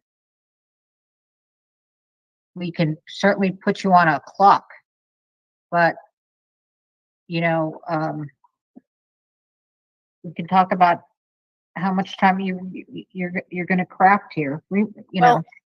Your Honor, one of the reasons that we filed a motion for an exhibit list is so that we don't have to spend all of our time in trial having the jury out of the room while the parties argue the exhibits. And of course, I can't get the defense to agree to just file an exhibit list because they feel like they're turning their hand. And quite frankly, even if you ordered an exhibit list, my guess is they're going to have every single Pell video on it and every single Rust movie set video on it, and that's just going to be a sham. So I'm trying to come up with some kind of a way to try to get the defense attorneys to behave in a manner that would enable us to, at least to a minimal degree, work together on procedural issues. I've never been able to quite make that happen yet in this case. If we are objecting to exhibits, every time one of the lawyers tries to enter an exhibit into evidence, this case, not only is it not going to be done on the 19th, it's not going to be done on the 26th. And I will tell you, Judge, that while I appreciate the court's position with regard to the timing going up to the 19th, based on the cross-examinations that we have seen, in particular from Mr. Spiro, there's no way this case will be done by the 19th, and then we're going to find ourselves in a situation where, if the court tries to shut Mr. Spiro down, who's, by the way, famous for this kind of conduct, then if you do that, then he's going to start complaining that the defendant hasn't had an opportunity and you're violating his rights, and so on and so forth. So I'm trying to nip this in the bud right now. I'm not getting very far. We're not going to be done on the 19th. I mean, the state certainly would be done on the 19th, but the defense has they've got all the top brass from the sheriff's department on their witness list. I don't know why they're calling them, but they're on their witness list. So I'm not sure what to do about it. With the current situation, we will not be done on the 19th. I'm not sure we'd be done on the 26th. May I respond, Your Honor? Yes. We haven't filed our witness list. They filed their witness list. Their witness list is 44 witnesses. Their list has 13 experts. Our list in our case will take, I would think, approximately a day, maybe two maximum. What did you say? Your case will take a day? Correct. Our case is not going to be a lengthy case. It's my prediction. I'm, of course, a defense lawyer. They have to go first. They have to prove their case. Okay. Second of all, I will tell the court that what I did in this proceeding with objections and how hard I fought the admission of exhibits is actually a pretty good reflection of my career, which apparently Ms. Morrissey knows so well. I haven't had any problems to date. And the reality is I don't intend to object very much. And I have a feeling I'm not going to have that many objections to that many exhibits as long as they comply with the rules of evidence. I don't really do very much other than ask questions. And if witnesses tell the truth, the examinations are shorter. And when I have something like what happened with Mr. Haig, of course that took longer, and as well it should have in a matter of this importance. So I think you have a good sense for how we're going to conduct our defense. But a lot of those statements are just inaccurate, right? We haven't even filed a witness list. It's her witness list that has been filed. It's 44 witnesses and 13 experts. And I would urge the court to consider that and ask yourself, is that not gamesmanship? It's not on me to design my case first. It's on the prosecution. And prosecutors have a duty that has been totally lost in this case. And totally lost in this case, from the grand jury on through. And we keep watching it and we keep seeing it. And at a certain point, you can almost play back in your mind the kinds of things, the game. So right. That's the record I want to make. All right. So I heard you say 1 or 2 days for your defense. Correct. The defense's case. All right. So with 8 days of trial, I'm going to give Ms. Morrissey 5, and I'm going to give you 3, with the possibility of you being limited to 2 and Ms. Morrissey being given 6, just on how things are going with the cross-examination and things like that. Okay? I don't know if I totally understand the court, but it's the ultimate outcome of what the court is saying is fine, insofar as obviously, to the degree I'm Miss Morrissey, whatever she wants to call me, I am going to want to cross-examine the witnesses. I'm sure Your Honor's going to want to know the truth, want the truth to come out in that courtroom also. And so as long as I have an opportunity to cross-examine the witnesses and the court does not allow cumulative witnesses in testimony, then I don't think that the schedule was a problem. And and I'm the one alerting the court. I'm not the one who disclosed 44 witnesses and 13 experts. Okay. All right. In my experience, they don't use all those witnesses. I'm sure that's your experience as well, too, both of you. Okay, well, so what I'm trying to make clear is this, is that I'm really relying on your 1 to 2 days, okay? So, but I don't also want to be in a situation, Mr. Spiro, where you say, well, now we really need to really go into our witnesses and things like that based upon the state's case. So at this point, it's going to be 5 and 3. However, depending on how long these cross-examinations are taking and how fluid we're going with the state's case, then it's going to be 6 and 2. Okay, I'm letting you know Understood, Your Honor. they're going to get that many, and you're on notice of that. And I'm not going to move this into the 26th. I have plenty of other obligations to other defendants and the prosecution. I understand that, Your Honor. And so just to answer one question the court rhetorically posed to me is no. In an 8-day trial, I am not, other than if a prosecutor is playing games and trying to get an improper strategic advantage over defendant. No, I have not seen 44 witnesses and 13 experts disclosed in an 8-day case. And it is nothing other than the tax that these prosecutors take. And I've never had issues with other prosecutors like this. And because of my career being somewhat public, you would know, and Ms. Morrissey would know, and it's never happened. It's only happened in this case. And so the reality is, what we're going to ask for is the court to have Ms. Morrissey give a realistic, fair witness list and expert list to the defense so that I can then quickly tell you all what my witnesses are going to be in response to those witnesses and the exhibits. They go first. You have a That's deadline how on your witnesses anyway. we do, Your Honor, but this doesn't accomplish what the spirit of the court's order and the spirit of the way this is supposed to work is the prosecutor tells us what their case is going to be. That's why they go first. That's why they have the burden of proof. That's how this works. And then the defense does their case in response. Obviously, I can't tell until the state rests exactly what we're going to do. And so it's unfair to the defense, and the court should not have this kind of gamesmanship to allow them to disclose 44 witnesses, which is not a realistic assessment of their case. It's literally done to hide the ball. The court knows that. I know that. The 13 experts are obviously duplicative and absurd. The court knows that. I know that. And so I urge the court to not allow them to do that. And that's not the spirit of this order. And as I talk to local New Mexico. Okay, Ms. Morrissey. I'm not modifying my witness list, and this is why. If during trial I decide I'm not going to call this person, instead I'm going to call this person, if I remove one of those people now, these people are going to go up in arms and say, Judge, that person wasn't on her final witness list. It leaves me absolutely no flexibility. And I can tell you with these lawyers, that's something that I need most. Mr. Spiro can complain all day, but the truth of the matter is that we have in good faith gone to the defense and said, hey, there's a terabyte of discovery.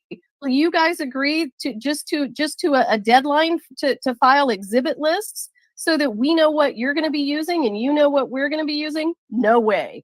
That tells you where these people are coming from. They are not going to cooperate. They're not going to do it today, and they're not going to do it 2 weeks from now. Okay, listen.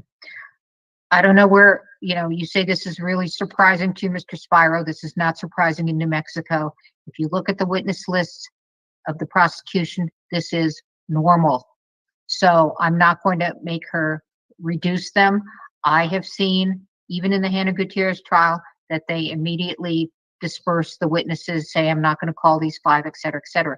That may not be your best scenario, but that's how it's going to go. I'm not going to make them, everybody, you too, I'm not going to make them eliminate that. Your witness list is due.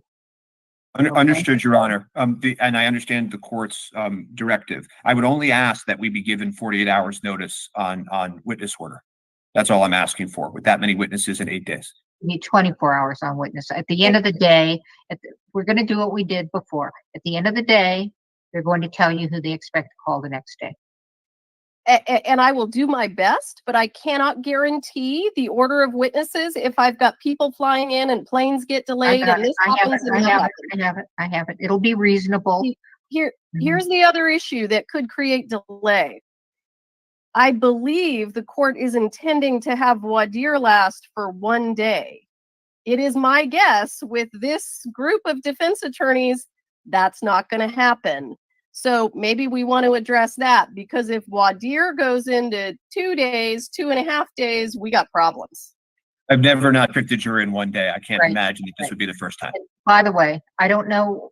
We went into private voir dire. I don't know if it's going to require both of you to want to do that, and the court.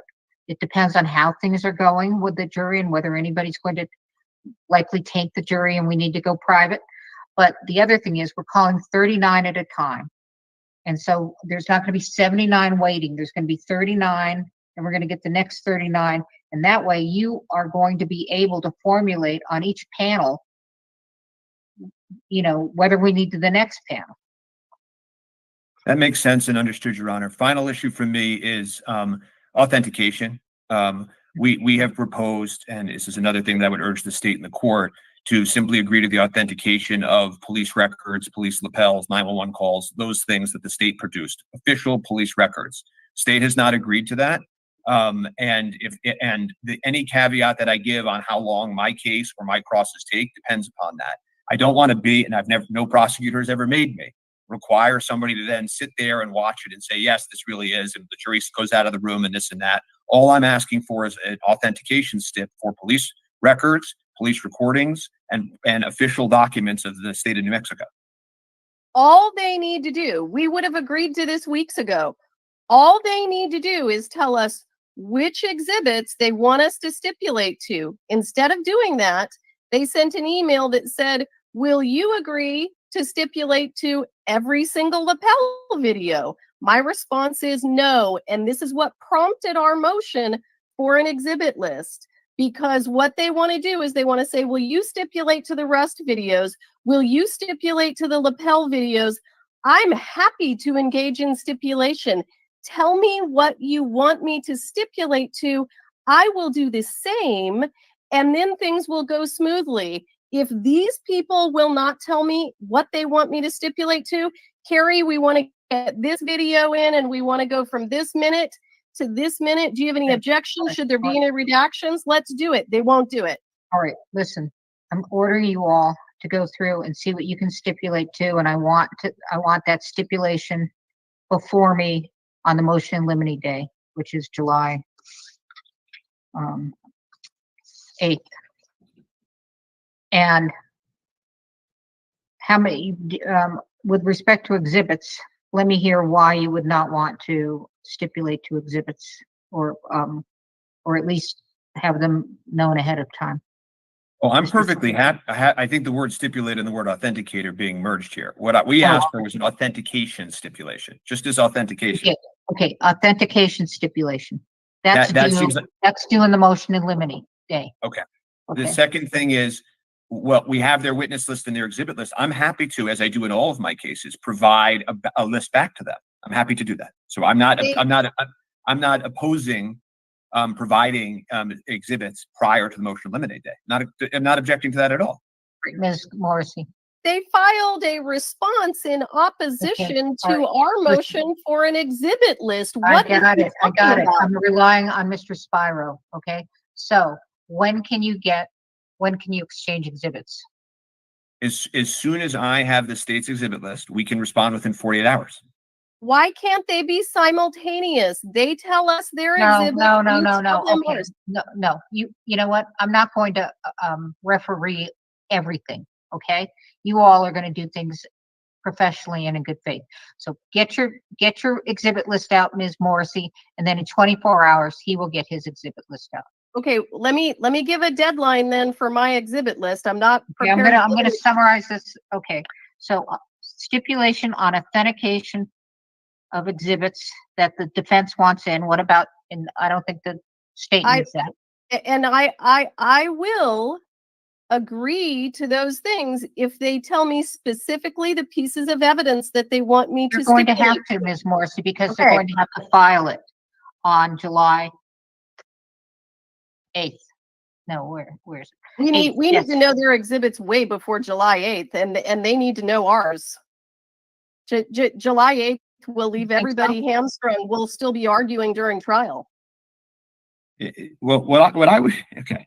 So let me just divide this into two things, and I think perhaps the court will think this is a reasonable. July 8th is the motion in limine day. Is that okay? So the first thing, which is completely separate from everything, is just authentication. I'm going to ask for an authentication step. If the prosecution will not authenticate their own police documents, I will email the court and explain that. Okay, and I've never seen that before. Second thing is on the exhibit list. If they give us their exhibit list on Friday, okay, I've messed up my, on June 28th, okay, we will provide our exhibit list on July 1st. Why don't, Mr. All right, Spyro? all right, here, listen up. The authentication stipulation is due Friday. Okay, Understood. so that means that there's going to be a stipulated order that I'm going to sign on authentication. So the Ms. Morrissey needs to see that no later than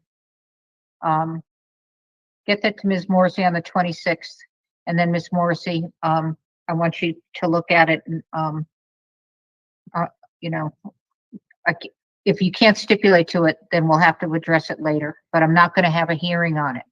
Okay. Understood, Your Honor. All right. So that needs to get in. So show it to Ms. Morrissey on the 26th, the proposed order or the items you want stipulated, authenticated to. Then for the exhibits, why don't you give them to him July 1 and you give him your exhibits, Ms. Morrissey, on July 1, and he will give you his exhibits on July 2nd. Okay? That works. All right. All right. And then, yeah, I'm not worried about being able to pick a jury in one day. I think we're going to pick a jury even before the, you know, by the afternoon, but okay. Yes, Your Did Honor. I miss anything? I'm aware of these. I'm aware of these motions. I haven't decided what to do with them yet. So Yeah, and- understanding that the court has set exhibit list deadlines, we withdraw our motion for an exhibit list based upon the court's ruling today. The state will submit an order to the court indicating that the deadlines are the Right. 1st and 2nd.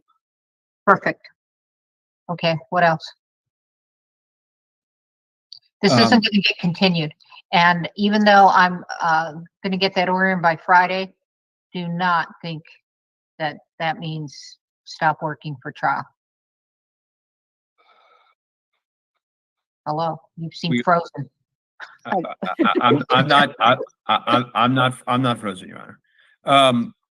You know, the only thing else that I would say, and I once asked to approach Your Honor in this forum, and Your Honor said, I don't know that that's possible.